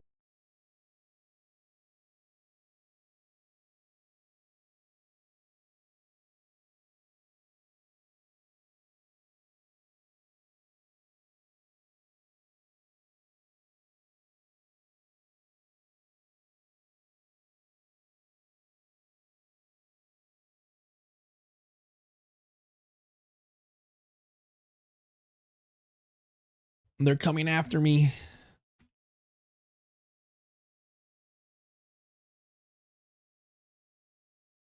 Please return our calls. You'll get paid when you get paid, homie. Student debt, student loans. All good, all good. So fucking annoying, man. Give me 1 sec. Let me find the timestamps.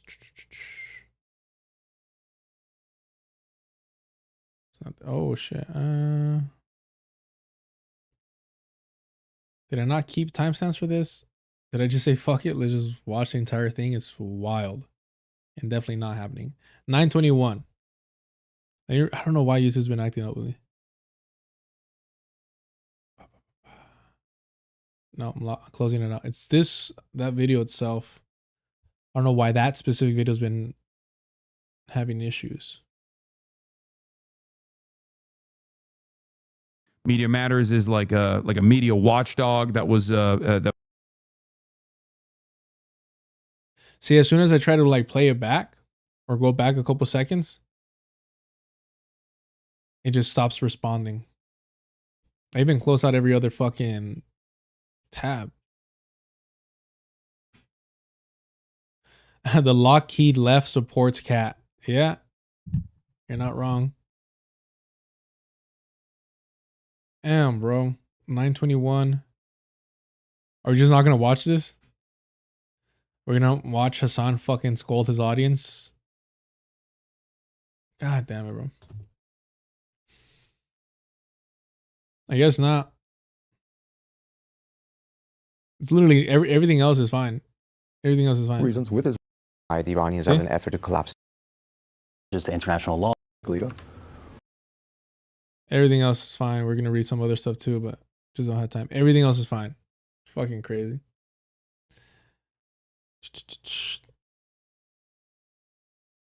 Damn, that's annoying.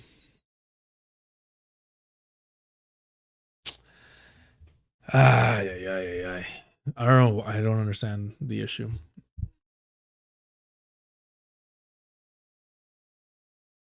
Look, literally this.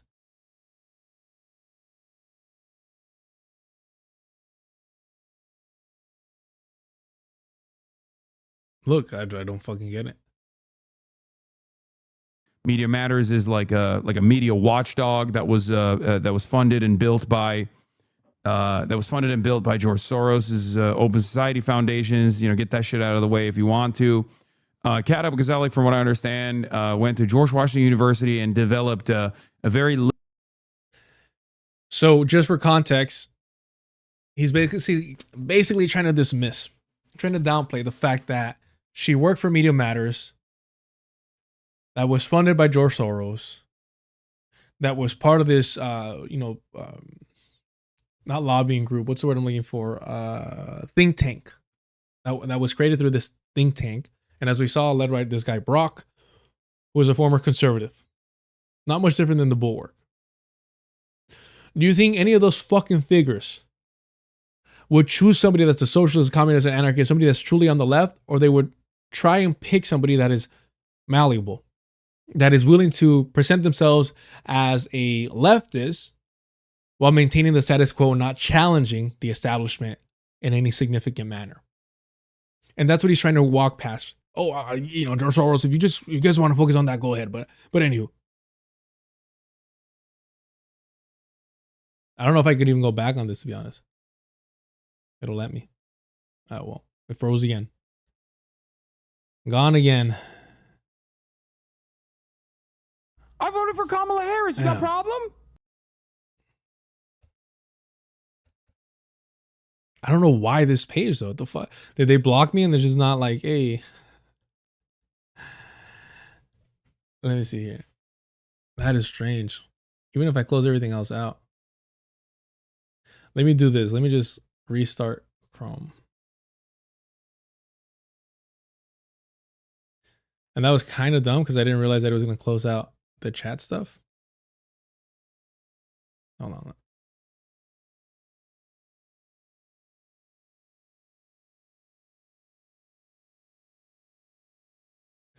Yeah, man. I don't know. I think we might have to wrap up after this then. Because it's literally the last segment that I was going to have. And it's complete. I don't know. You guys can't see it, but it's like completely unresponsive.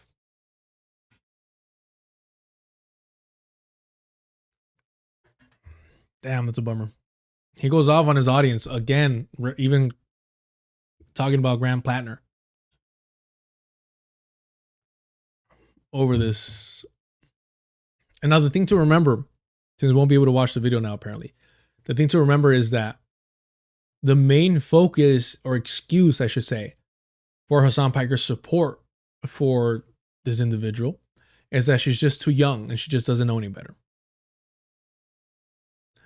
Very reminiscent of Graham Plattner being just too fucking stupid to know what a Nazi symbol is, despite claiming to be a World War II history buff, despite claiming to be a lifelong dedicated anti-fascist, despite bragging about listening to the Dead Kennedys and the Dropkick Murphys.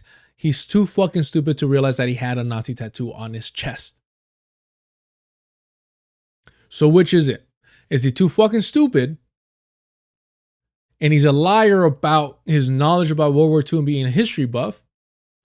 Or is he a liar and he got a Nazi tattoo because he wanted to glorify the death and destruction that he inflicted upon the people of Iraq and Afghanistan? Which is it? Either he's a stupid liar or he's a malicious liar. Which one is it?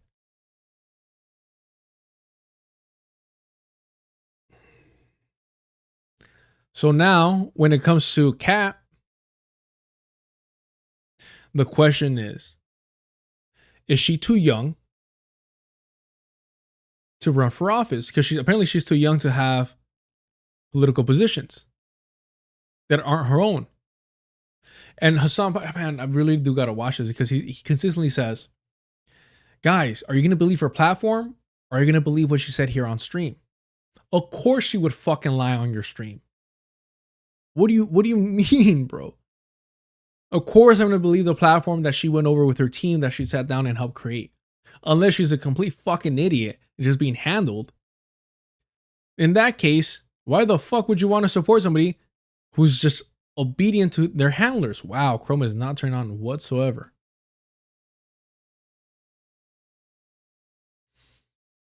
What if I go Firefox? Firefox is responding. But is that off? Yeah, Chrome is not responding whatsoever. Let's go with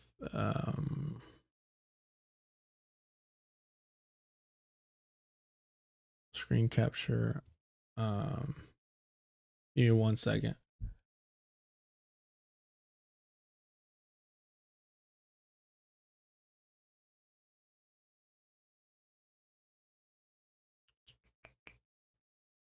Fuck it, we'll do this. Give me 1 second, y'all. I do not know what's going on with Chrome. About Google, that is what it is.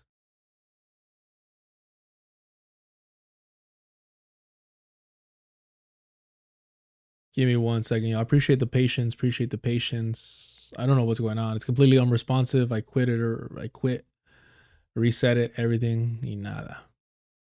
Give me 1 sec.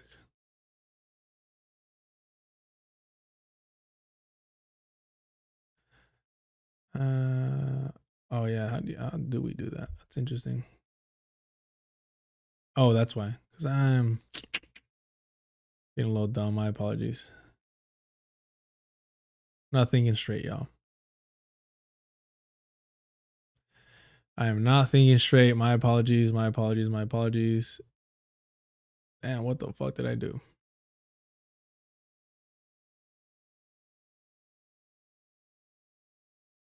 All right, I'm gonna fix that. I'm gonna fix that. I promise I'm gonna fix that. Here we go. We're fixing it. We're fixing it. Okay, we're fixing it. Give me 1 second. We're fixing it. We're adjusting. Okay, almost there. Should we just do this? Let's just do that. All right, kind of, I guess. Maybe a little bit. We got there somehow. Slowly but surely. We got there. Thank you for the patience. Thank you for the support. Bless all of you. Let's find this. Let's find this. Let's find this. Let's find this.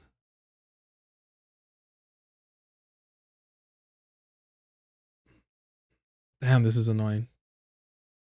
I voted for Kamala Harris. You got a problem? All right, let's find this real quick.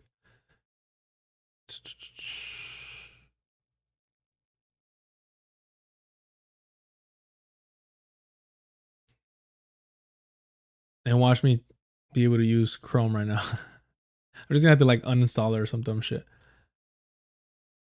Thank you for the super chat. I appreciate it. Give me 1 second.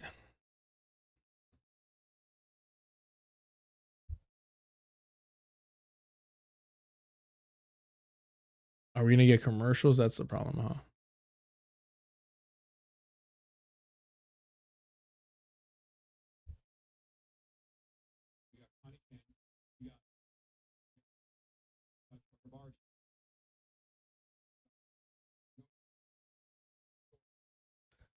All right, found it. Found it. Here we go. We'll be brief. We wasted a lot of time. I appreciate the super chat. Appreciate the support.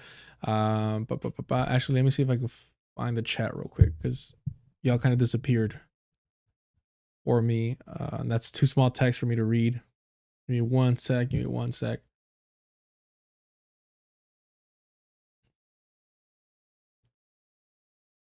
Appreciate the patience. I don't know what's going on with Chrome.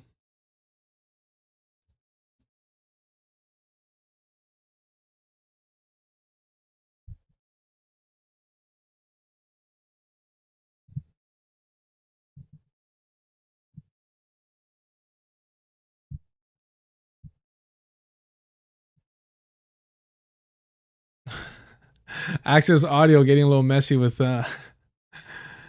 smearing China, eh?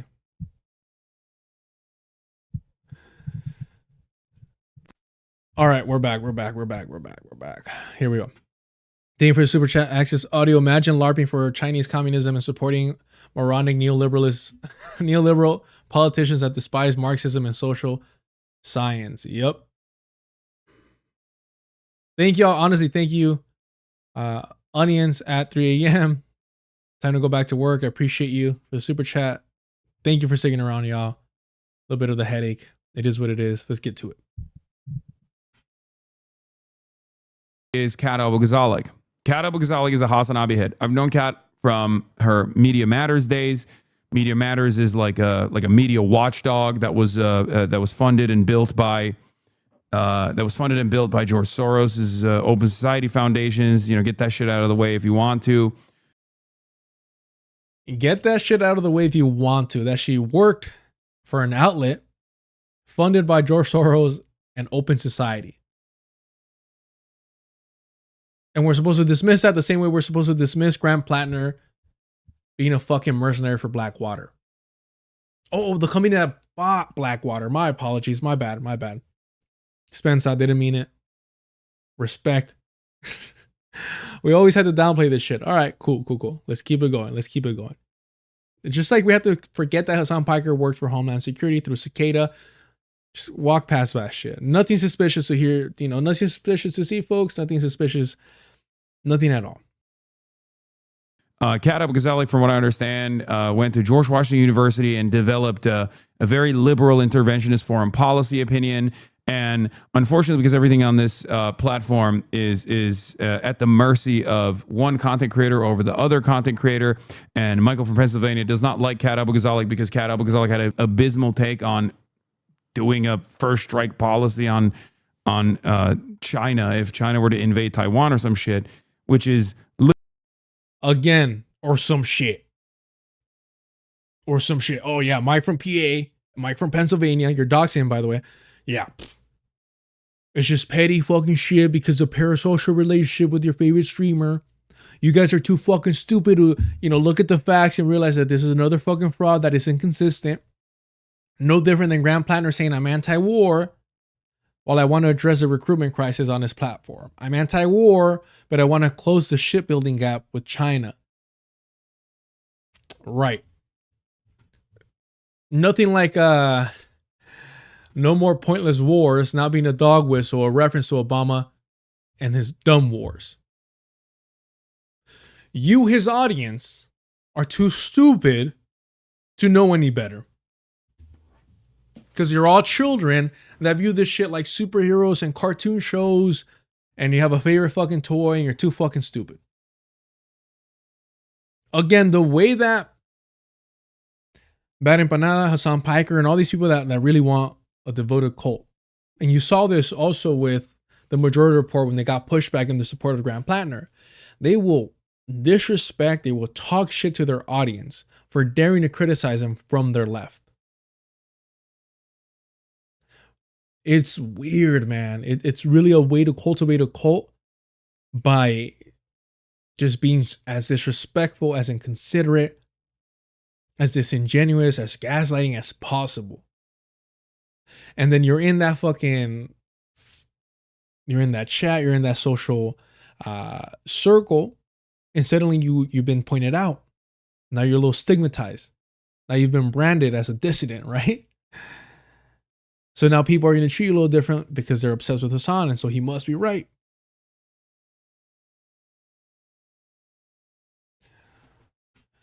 You don't understand, Carlos. George Soros was not aware he was a capitalist supporting imperialism. He only learned that recently. Yeah, I mean, he's also young in terms of being a senior citizen. He's a fairly young senior citizen, so he doesn't know any better.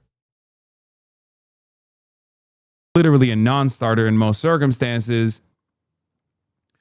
The reason as to why she's saying this, in my opinion, my most honest assessment, is because she's trying to have a morally consistent perspective on intervention in Taiwan or something. You guys are being unfair. She clearly has a principled position on self-determination, which is why she also supports arming Palestine.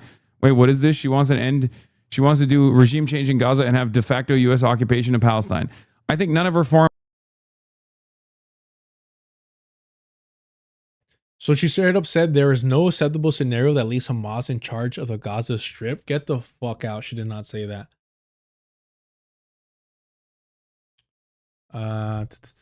Not polls. I'm sure she's ahead. I want her platform. Yo, she's this fucking bad?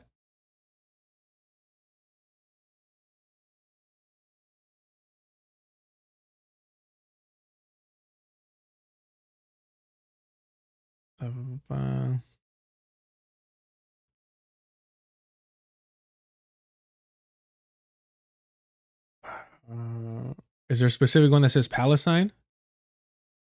Or is it just human foreign policy, humane? Veterans. Okay.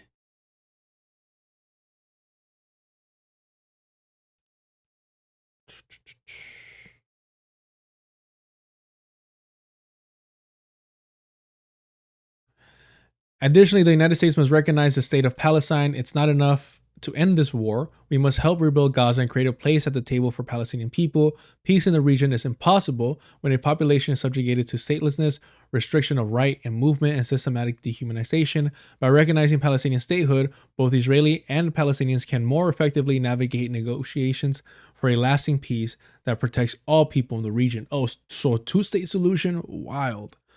In a time of global uncertainty, we must also strengthen our relationship with allies closer to home, reaffirming our friendly relationships with... I don't care about that. Oh, shit. So here it is. I'm a proud Palestinian American, but people of all background and ethnicities should be disturbed by our government's complicity in Israel's 58-year-long occupation of the West Bank and the ongoing attacks on Gaza.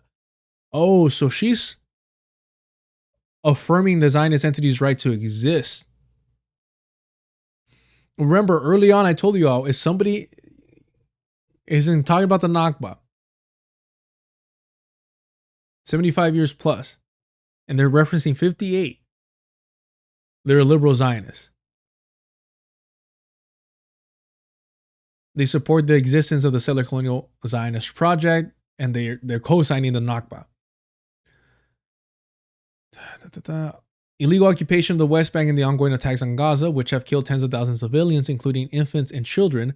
I have called and continue to call for a comprehensive bilateral ceasefire between Israel and Hamas, which results in the restoration of humanitarian aid to Gaza, the release of hostages held in Gaza, and a total Israeli military withdrawal from the Gaza Strip.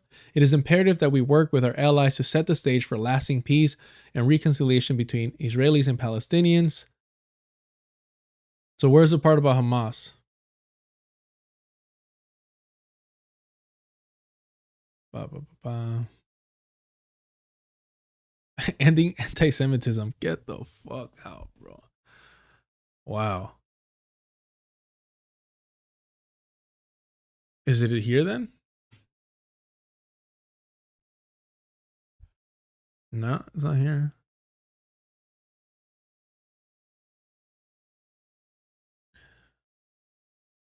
So where is this post coming from? Hold on. Give me 1 sec. Goddamn Chrome not being available. Hold on.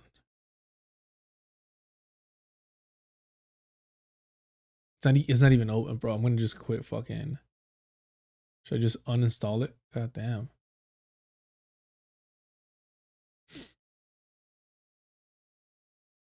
So literally not letting me even slightly open Chrome.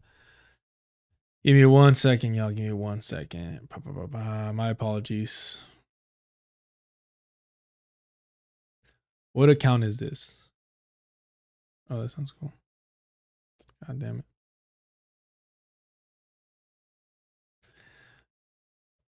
Is not Brian, I guess.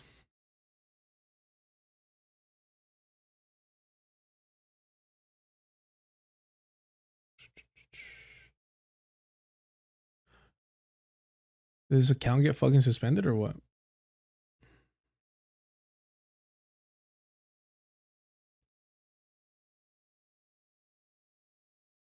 Oh, I found it. You guys. Give me 1 sec. My apologies. It's getting a little sloppy at the end, huh?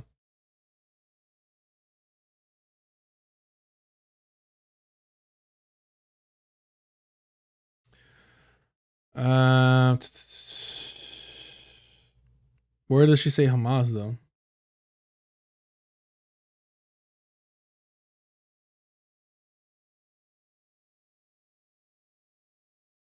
I hate when people don't provide a fucking link, bro, to what they're citing. It's just fucking lazy and disingenuous. How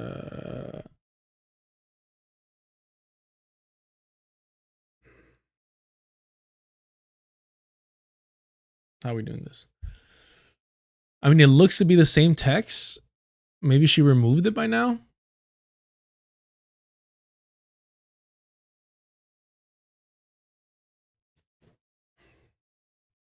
You would think that it was. Oh, I'm a fucking idiot. Excuse me. 100% on me. 100% on me. As a proud Palestinian American, I have always. Oh, I don't have it up. There we go. 100% my fault. My apologies, chat. As a proud Palestinian American, I have always passionately supported the dream of Palestinian self-determination, free from occupation and oppression.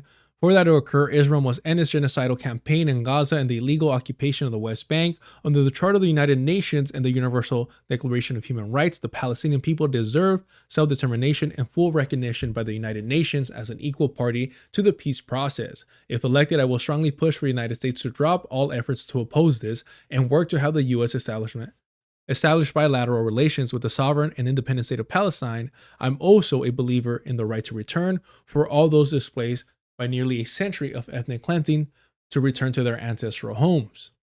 Suddenly, it's not 58 years, it's a century. Awesome. Ending the genocide in Gaza. These are bullet points here. The ongoing genocide needs to end now. Very brave. There is no acceptable scenario that there is no acceptable scenario that envisions a permanent Israeli occupation of the Gaza Strip or the West Bank.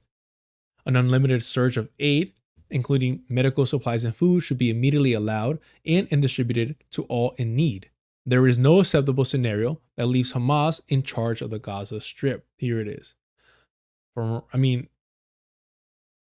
By claiming this, not only are you essentially saying that you oppose the government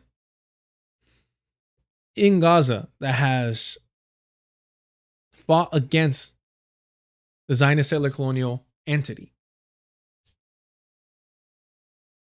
but you're claiming that there's no scenario, meaning that if Palestinians democratically once again elected Hamas, that you would oppose it? if there is no acceptable scenario, vendida. Again, and what you're doing here is you're smearing Palestinian resistance to settler colonialism.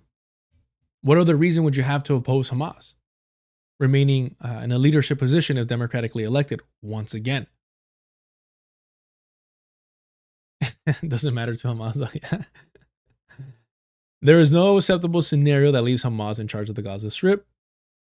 Any attempt to displace the people of Palestine from their homes is a war crime under international law, and CAP believes that it is impossible to be a good ally to a nation practicing ethnic cleansing, apartheid, or genocide. Here's the problem. Who do you think is stopping the displacement? Who do you think is resisting and fighting back to prevent this displacement? Wow.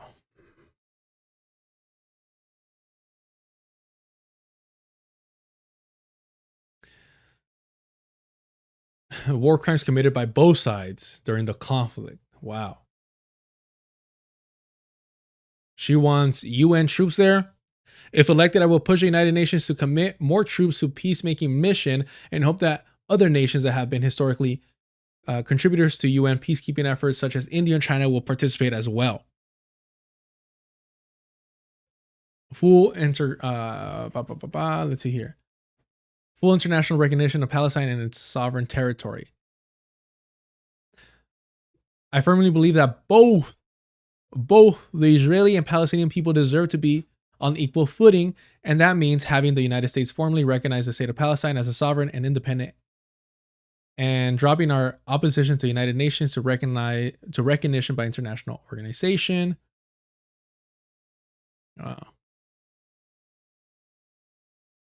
Part of being a responsible member of the international community is having an elected government. So again, smearing Hamas as a political organization, I'm proposing that the United Nations prepare and administer new, democratic, and fair elections for the Palestinian people in order to capacity build, what the fuck does that mean? And strengthen the mandate of the new government. Wow.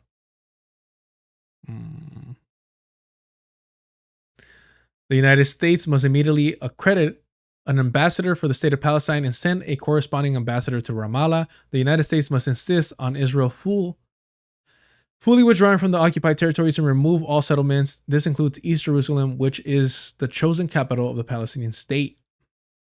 No matter how the Israeli and Palestinian people democratically decide, and it must be democratic, to govern the region, either as one unified state or two separate. Oh, so she's not even taking a position on that. Wow. Full legal and civil rights for all, regardless of religion, race, sex, gender, sexuality, place of birth, bro. Giving a pass all the New Yorkers or the political belief must be the foundation of the region with secular governance. We can't allow these Muslim Brotherhood extremists have control. Wow. Interesting. Oh, wow. Reparations and the Palestinian right to return must be prioritized for any peace process. The execution of these priorities can take many forms, from the actual return of property to compensation for land seized under the terms of eminent domain. Peace without justice isn't really peace, and we must use our unique leverage to achieve a just outcome for all, or we risk repeating the very patterns of abuse that God is here. Fucking A, bro. So we take land that the Zionists have stolen, we risk repeating patterns here of abuse. An international Jerusalem and the right to worship. I believe that in line with international law and the will of the United Nations, that Jerusalem, both west and east, must be a place where all are welcome. Jewish, Christian, Muslim, and people of all faiths must be allowed to worship without fear of persecution, and that includes the Palestinians.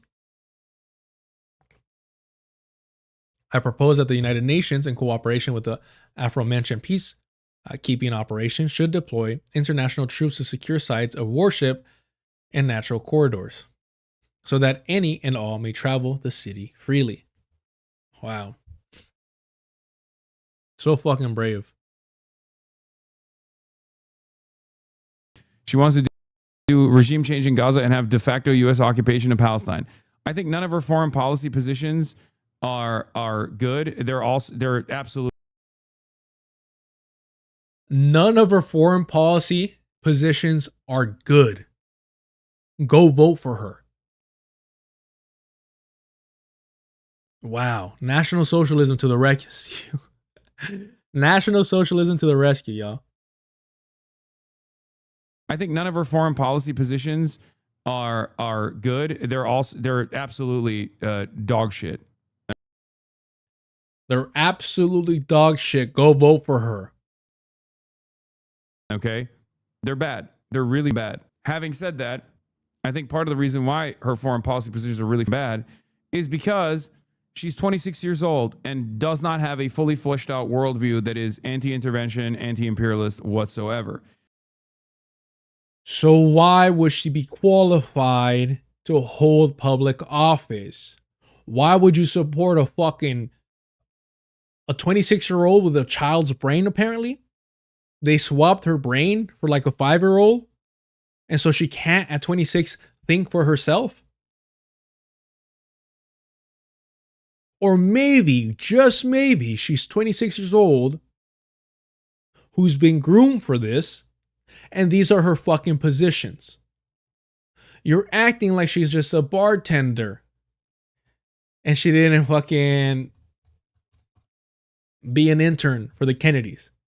You're acting like she's just a nobody bartender that said, oh, geez, I'm going to go to Washington and really, really show them what a working class, blue collar, salt of the earth person really is.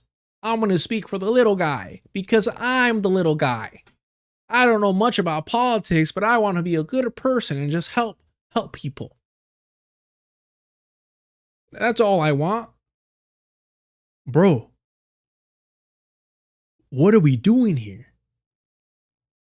And again, this for me feels like it has to be some type of operation over here, some psyop, where it's kind of like, hey, this is the best you can get. We have to support these fucking idiots. By the way, she's not even the DSA endorsed candidate.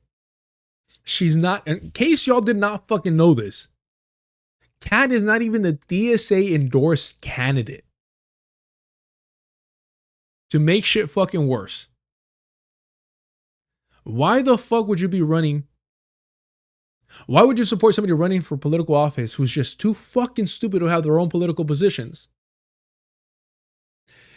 And his argument is going to be that, well, she's at 20%.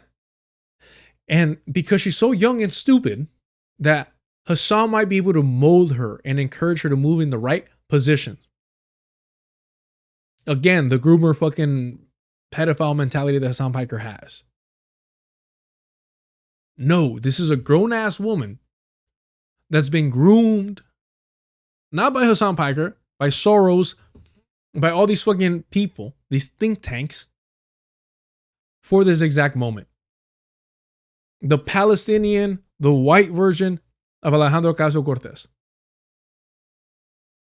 It's ridiculous. I voted for Kamala Harris. You got a problem? Gio,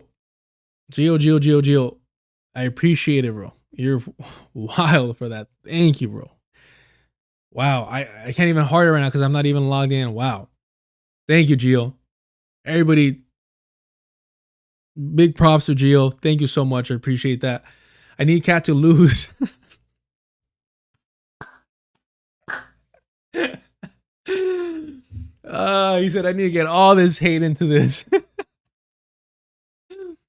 Thank you, Jill. Appreciate it. I need Kat to lose just to kick Hassan out of my state politics. He's pushing trash candidate in Illinois. Doesn't need more trash candidates. And Gio, Kat could have used that. Gio, I'm getting $1,500 for these streams against Kat. Chill with the support, Gio. You don't gotta flex on us. Nah, Gio, thank you so much. Appreciate the support. Bro, like, I think it must be really frustrating because so Hassan's argument against his community, or one of his arguments against his community for his support for Grand Planner is, hey, you don't matter. You don't matter. You're not in Maine. You're not voting for Grand Planner. Only the people in Maine matter. The Majority Report took this position as well. Matt Legg going so far as saying that he's glad that the people in Maine do not care about Graham Platner's Totenkopf tattoo or his war crimes in the military. AKA, he's glad that Maine is so fucking white. That's what the translation. Translation is Matt Legg is happy that Graham Platner is running in a white state. I think that what Kat represents is a whole lot more dangerous than Graham Platner. It's more insidious. It is very much aligned with Mamdani. It is truly scary. But the funny thing here is, whereas he had the argument of, hey, you're not from Maine, shut up. We're going to kind of have to skip forward with this. He has to admit that a lot of people, and I don't know how he knows this, it's kind of creepy, that are commenting against Kat are actually from Illinois. I'll look that up shortly. Let's hear him out a little bit more. I know she talked about it on Majority Report. If I'm giving a fair shake to her foreign policy, it's terrible. Mike didn't like Kat from the beginning of her campaign, and he's just doing his victory lap because he doesn't want her to win, and he's going to do anything to the race. Again, all personal fucking bullshit. Well, Mike didn't like her. Look, I don't like Mike for PA. Why? What's the reason? Why are you just diminishing shit like that? Did you not like her because he tried hitting on her also? And he had to punch a couch because he couldn't go out on a date with her? Why? Why didn't he like her? Or was he aware that she was a fucking fraud? I mean, it's very fucking clear that an idiot like Mike from PA sniffing that shit out wouldn't be surprising. In fact, I'm sure he's an expert at the scent of shit, since he looks like he fucking lives in his own fucking feces. All right, we're getting a little too lowbrow. Let's continue. And now he's actually been able to arrive at a real reason for why he doesn't like Kat Abughazaleh, and that's why he's like farming this outrage, okay? Stop infantilizing this adult. 26 for a congressperson is literally a goddamn baby. So why are you supporting a literal fucking baby? Why are you supporting a literal fucking baby? Don't you think a literal fucking baby in Congress is going to get led astray? Let's pretend that she has no, I mean, by the way, it's not just ageist. This is sexist, right? If Kat was a man, do you think he would be using this argument? It's sexism. But it's weaponized sexism to defend the fucking rebranding of the Democratic Party, right? So understand that. It's layered, baby. It's layered. We got onions all around. This is just obscenely ridiculous to say, she's just a baby. It's the whole small bean fucking meme. It's ridiculous. One is disrespectful to her as a person, but it downplays the fact that she has agency, that she's, bro, and this is also not a regular 26-year-old. Again, this is a highly educated, been in politics 26-year-old. This isn't me at 26 fucking.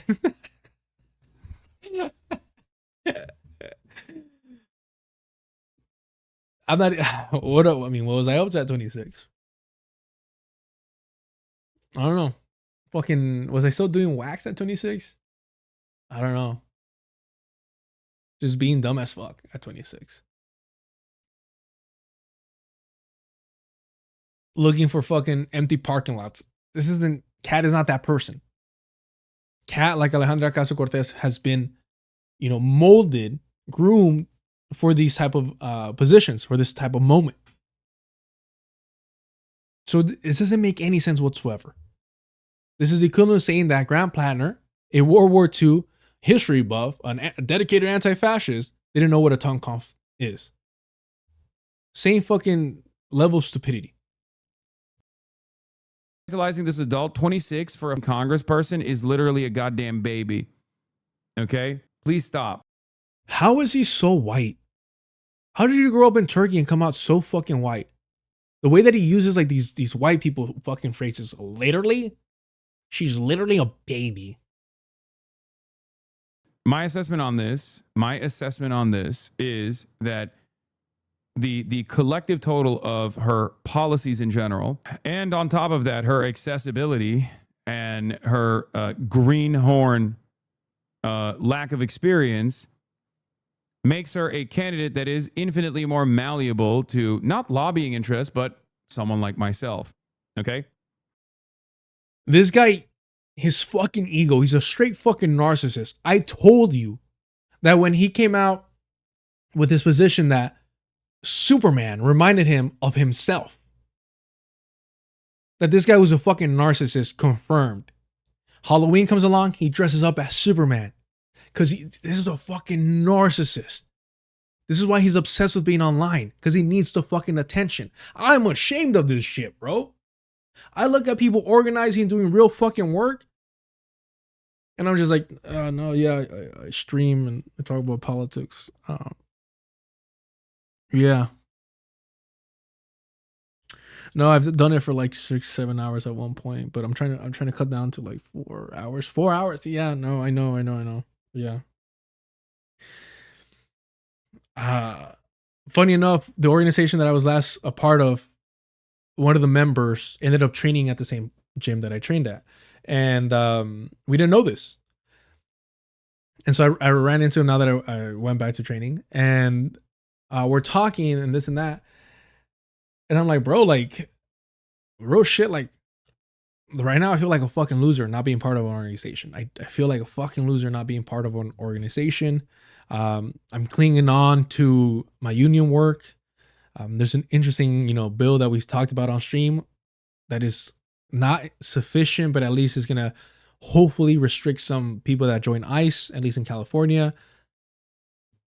Hopefully we're able to get some support for that. I'm going to do my best to pitch it, things like that I try to keep to myself.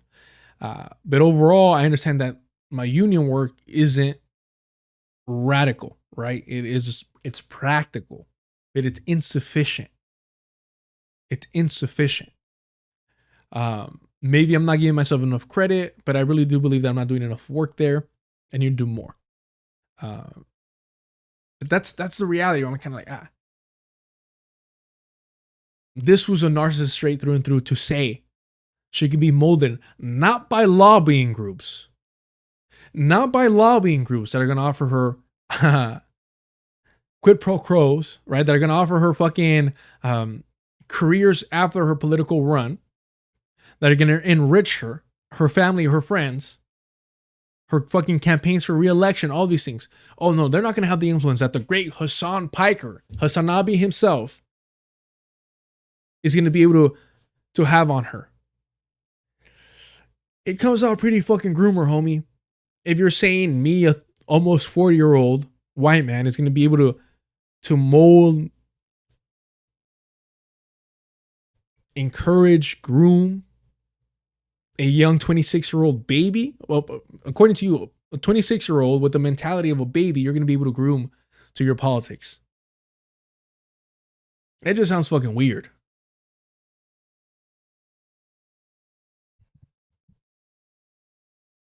And her greenhorn lack of experience makes her a candidate that is infinitely more malleable to not lobbying interests, but someone like myself. Okay? That's it. Some of you were 26 and thought you should do a nuclear first strike on China.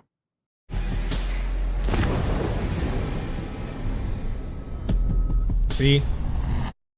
Told you we were going to get fucking ads. Yeah. At Aldi, we don't have massive stores that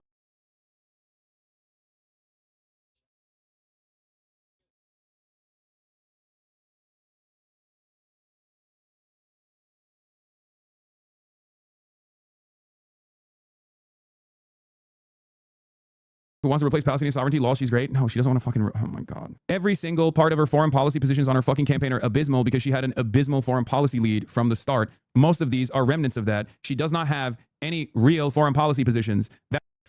Okay, so now we go from her policy positions are abysmal, trash, garbage, awful, to, oh, she actually doesn't have any.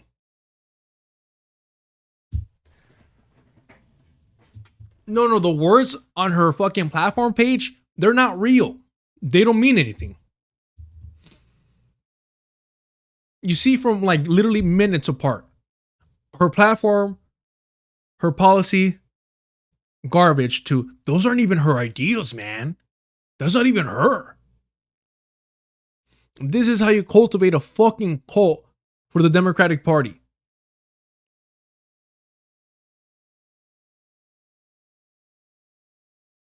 And thought you should do a nuclear first strike on China. Now you're like 30 and you don't believe that any longer. Okay? She literally is again, we're not saying, oh, when you were younger, you believe we should be nuclear first for Taiwan. No, what the fuck? And I wasn't even.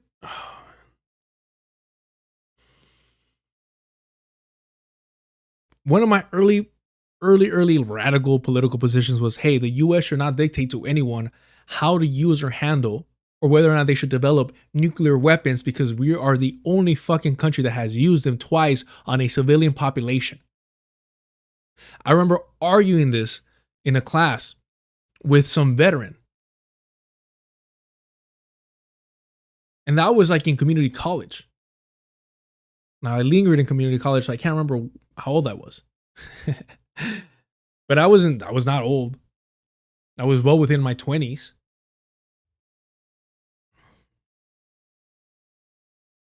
And on top of that, her accessibility and her greenhorn lack of experience makes her a candidate that is infinitely more malleable to not lobbying interests, but someone like myself. Okay? That's it. Some of you were 26 and thought you should do a nuclear first strike on China. Now you're like 30 and you don't believe that any longer. Okay? She literally is a carpetbagger war hawk who wants to replace Palestinian sovereignty. Lol, she's great. No, she doesn't want to fucking... Oh my God. Every single part of her foreign policy positions on her fucking campaign are abysmal because she had an abysmal foreign policy lead from the start. Most of these are remnants of that. Completely removing her agency. She does not have any real foreign policy positions. That's my point, okay? And no, she does support Medicare for all. Bro, you need a stronger argument than this, law? The strongest argument here is you have Daniel Biss, who she's running against. Daniel Biss has sought out AIPAC support. Daniel Biss is only 4 points ahead. Daniel Biss has gotten the Congressional Progressive Caucus's endorsement. Daniel Biss has gotten the endorsement of every single person that Valerie Foushee in North Carolina that endorsed Valerie Foushee as the incumbent, okay? All of those Democratic Party forces have endorsed Daniel Biss. And yet, in spite of all of that, Kat Abughazaleh, who literally went to a fucking ICE facility, got her ass beat by pig cops, who is under federal indictment, who has actually been on the fucking streets, who actually does have a fairly solid domestic policy. Access Audio, I was more radical than Hassan when I left high school as a Catholic. Hey, liberation theology can work miracles. Well, you didn't grow up a rich kid. Hold on, this is literally my hold on.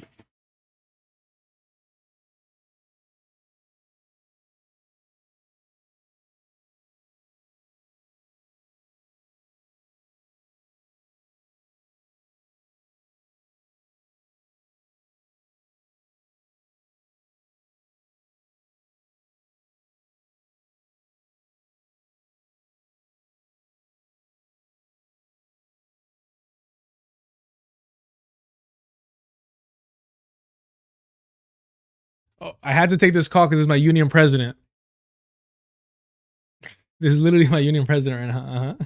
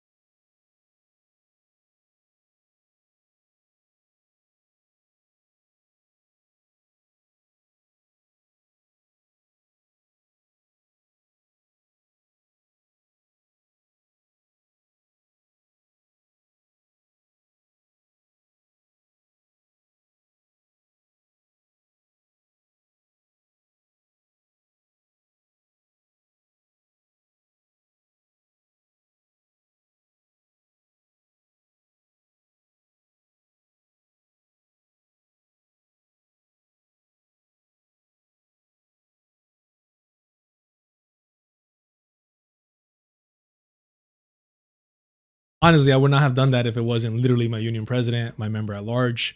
the main chair for the safety committee, just fucking hooligans. But you know, I told them I'm streaming. What do you guys want? Because it's like 30 minutes of talking shit to me, and then like 5 minutes of like the actual subject. Yeah, no, I was trying to cover my mouth as much as I could. But no, they're awesome. They're great. I mean, they're always traveling back and forth between Dallas and LA. They're doing legit work. There's a conference, there's a union conference coming up out here in California. So we gotta coordinate with that and see what we're gonna do. I appreciate it. Sorry about that. Yeah, Lynn Stack, union boss telling him to endorse Kat. Yeah, he's like, Kat just made a donation to us. All right. She just agreed, or we're going to donate to her. She just agreed to, she's going to support something. Yeah, in California. All right. And those guys, bro, side note, these guys are real freaking like Mexican blue collar workers. Fucking beer bellies, homie. I voted for Kamala Harris. You got problems? Ace, thank you for the super chat. Ain't the same as groundwork, but indigenous and this info age. Can we consider this a small part of organizing? See what Hassan has organized in the negative sense. What you do is part of the work, in my opinion. I appreciate that, Ace. I sincerely do. I think once I get better at this, once I get more organized, once I get things flowing, maybe I'll take the compliment. But I mean, the people I admire who are also able to hop on stream now and then or put things online, they set the bar high, and I want to meet that.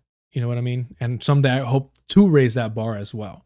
So if it sounds like I'm hard on myself, if it sounds like I don't give myself enough credit, it's because there's too much work to be done to rest on our laurels. Is that the right word? But yeah, let's wrap up here because I do need to get back to them and find out what's happening. One of my favorite people, unrelated to that call, but one of my favorite people is man, a tricky spot right now. All right, let's keep this going. Okay, with completely contemptible and utter dogshit foreign policy, make no mistake, with the exception of Palestine, but it seems like even her campaign platform in Palestine is like horrible. Okay, you are an actual moron when it comes to Kat. Dude, can we not fucking do this? So she's Palestinian. She's Palestinian. Everything's going hectic. She's Palestinian, and even that, because he's using her identity. He uses her identity. It pulls okay. Identity politics is okay when it's to his convenience. But if you're black, if you're trans, and you're speaking out against him or his positions, get the fuck out of here. That's Hassan Piker for you. If you're a woman and you're disgusted by his sexism, his misogyny, get the fuck out of here. It is fucking pathetic that this guy has such a cult following. Can we not do this? I'm a 34-year-old man who is endorsing, who has played a formative role in your fucking development of your own personal goddamn ideology, who's not only endorsing like one candidate, but a million fucking candidates across the country, and you love all of them. I'm a 34-year-old man that's played a role in your development. The ego, the narcissism, bro. This motherfucker said, bow to your sensei. Bro, for whatever reason, there's people to the left of him that have organized, that have done more for the struggle, that tune into this motherfucker. I don't understand why. But apparently they exist out there. I haven't met them. I think I've developed enough fucking sympathy here in this goddamn chat for a brief moment, so you don't have to be a cynical fucking dipshit, okay? Is it okay? Is that what you wanted? You want me to fucking crash out on you? Is that what it is? Me? Jesus fucking Christ, dude. Fuck me. 62 fucking month subscriber, dude. God, you're fucking insufferable, dude. Who the fuck are you? You're an insufferable fucking worm. Jesus Christ. 62-month subscriber. This individual has put money in Hassan Piker's bank account for 62 months. Mind you, somebody that was born rich, silver spoon, rode horses, all this shit growing up, private schooling.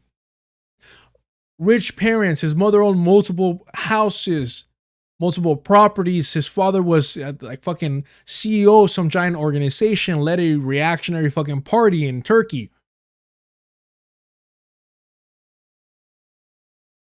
And he's calling somebody a worm. And this is why I hated that this motherfucker started using the word gusano. Because I know it didn't mean anything to him. I know it was just a way to insult somebody that he had a personal issue with, not a political one. What, 62 divided by 12? I'm not that smart. What are we doing? Like 6 years? 62 months divided by 12? 5 years? Ain't that smart. Definitely did not major in mathematics. Somebody has funded your lifestyle. Mind you, this motherfucker never wears the same thing on stream. Multi-million-dollar home. And is calling somebody that for 5 years, roughly 5 years,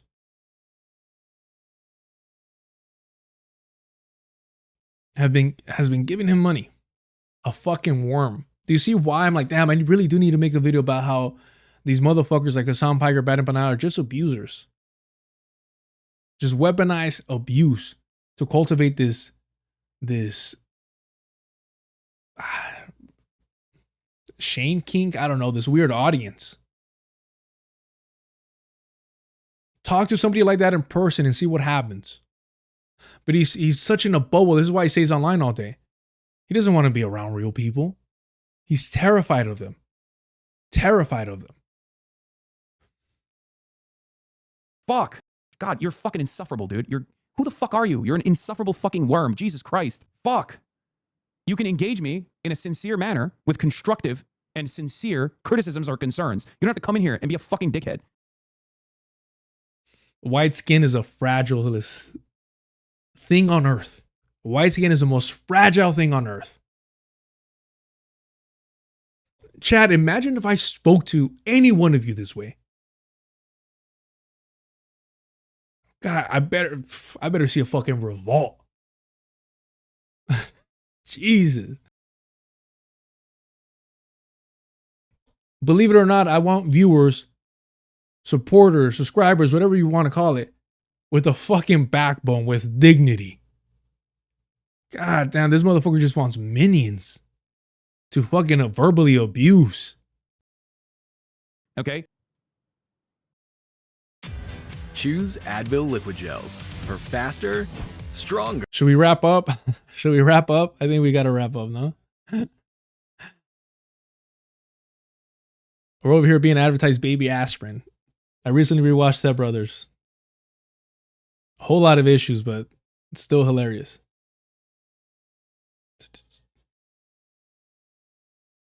Man.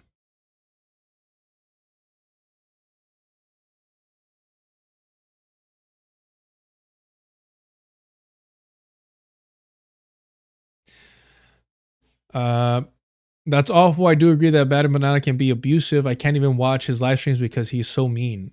They get off on that shit, bro. I'm be honest with you. I think they get off on that shit.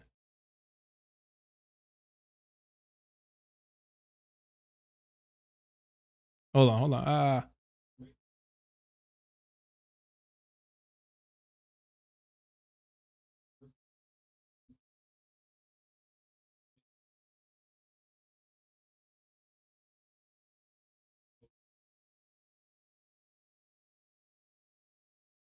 All right, we are going to wrap up, but let me just find this here.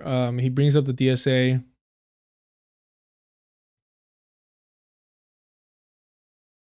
No, it's not this one. Sorry. There should be another one. God damn.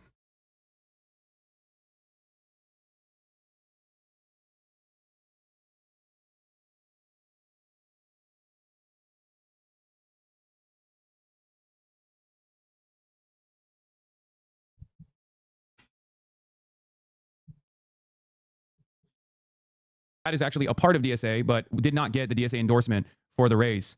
That makes sense now. Mike is asking people to vote for Bushra. Oh my God. It doesn't, just, dude, it doesn't matter. Here come the Brigaders. Okay, we'll talk about that in a second.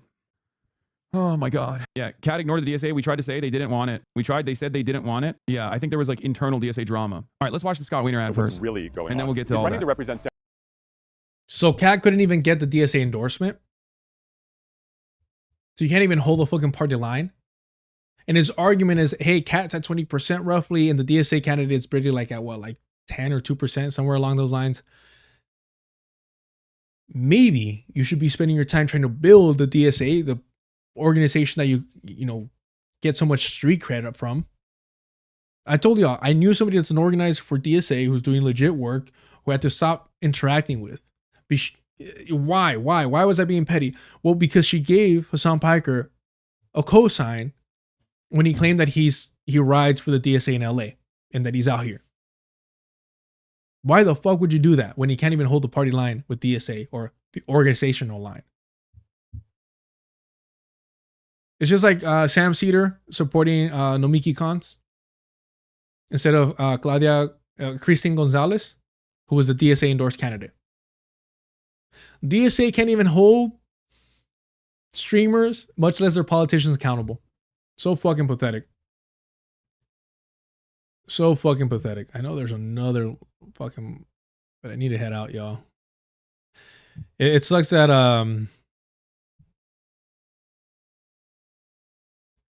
no, it's further down.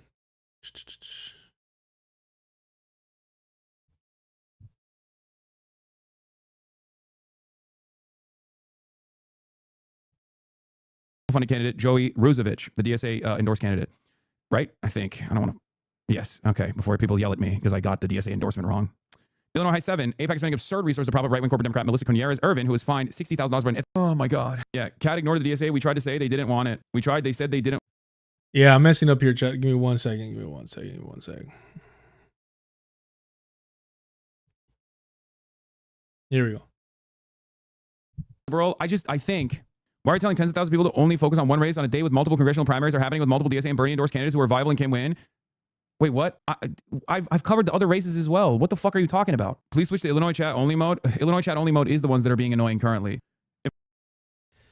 So his chat tells him, because they've accepted this line of this weak ass defense of like, hey, you can't criticize Grant Plattner unless you're voting in vain. In Maine, you don't matter. You will be voting in vain, but hey, you got to be in Maine. And so his chat's like, oh, run to that defense, Hassan, please run to that defense. Switch to Illinois mode only, which Gio would be allowed to comment in that mode, right? And he has to admit, oh, no. The people criticizing Cat in my chat are from Illinois. So he doesn't even have that weak ass fucking argument to stand on. It's so fucking pathetic. It's so fucking pathetic. There's a reason why this motherfucker doesn't debate or actually interact with people to his left that are going to challenge him. He's too busy debating fucking Assman Gold in his chat or Willie Mack. It's fucking pathetic. And he hates them. He's like, you guys are so annoying. Your fans, bro. Your most devoted fans are so fucking annoying. Man, I'm telling you. People just love to be disrespected by rich white men. I don't get it. It's fucking gross. If you're a Hassan Piker fan, you like being disrespected. You like to be spit on by a rich white man. And you call yourself a leftist, you call yourself a socialist, a communist? Que asco. Fucking disgusting. Well, I think, why are you telling tens of thousands of people to only focus on one race on a day with multiple congressional primaries are happening with multiple DSA and Bernie endorsed candidates who are viable and can win? You could be vaping formaldehyde. I'm done, chat. I don't know why Chrome isn't working, and I hate commercials, chat. I despise commercials. I can't stand commercials. There you have it. And he blows up even harder. He goes, yeah, this is a man-child, a multimillionaire white man-child. The largest voice in the left. It is fucking despicable. I can't stand this motherfucker. I gotta eat. I'm hungry as hell. I gotta eat. I appreciate y'all. It was a lot of fun. Thank you for all the support, all the Patreon supporters, all the super chats. Sincerely. Man, I hate this motherfucker. I'm gonna work on the edited video tomorrow. I also have an idea for intro music. Somebody suggested, because I'm asking like, hey, how do I make these edited videos better? And somebody suggested, hey, like have like intro music when the screen goes white. I'm like, okay, I'll do that because we already have the outro music from Eslin. So I'm going to work on that. Something original would be nice. I just don't know what I'm doing, but I have ideas, concepts. I'll figure it out. Just like I figured out this shit. Except Chrome, apparently. You can't figure out Chrome. Anyways, I appreciate y'all. Remember what Glenn Ford said, organize with eyes wide open. And as always, John Trudell, the beast, to wrap things up.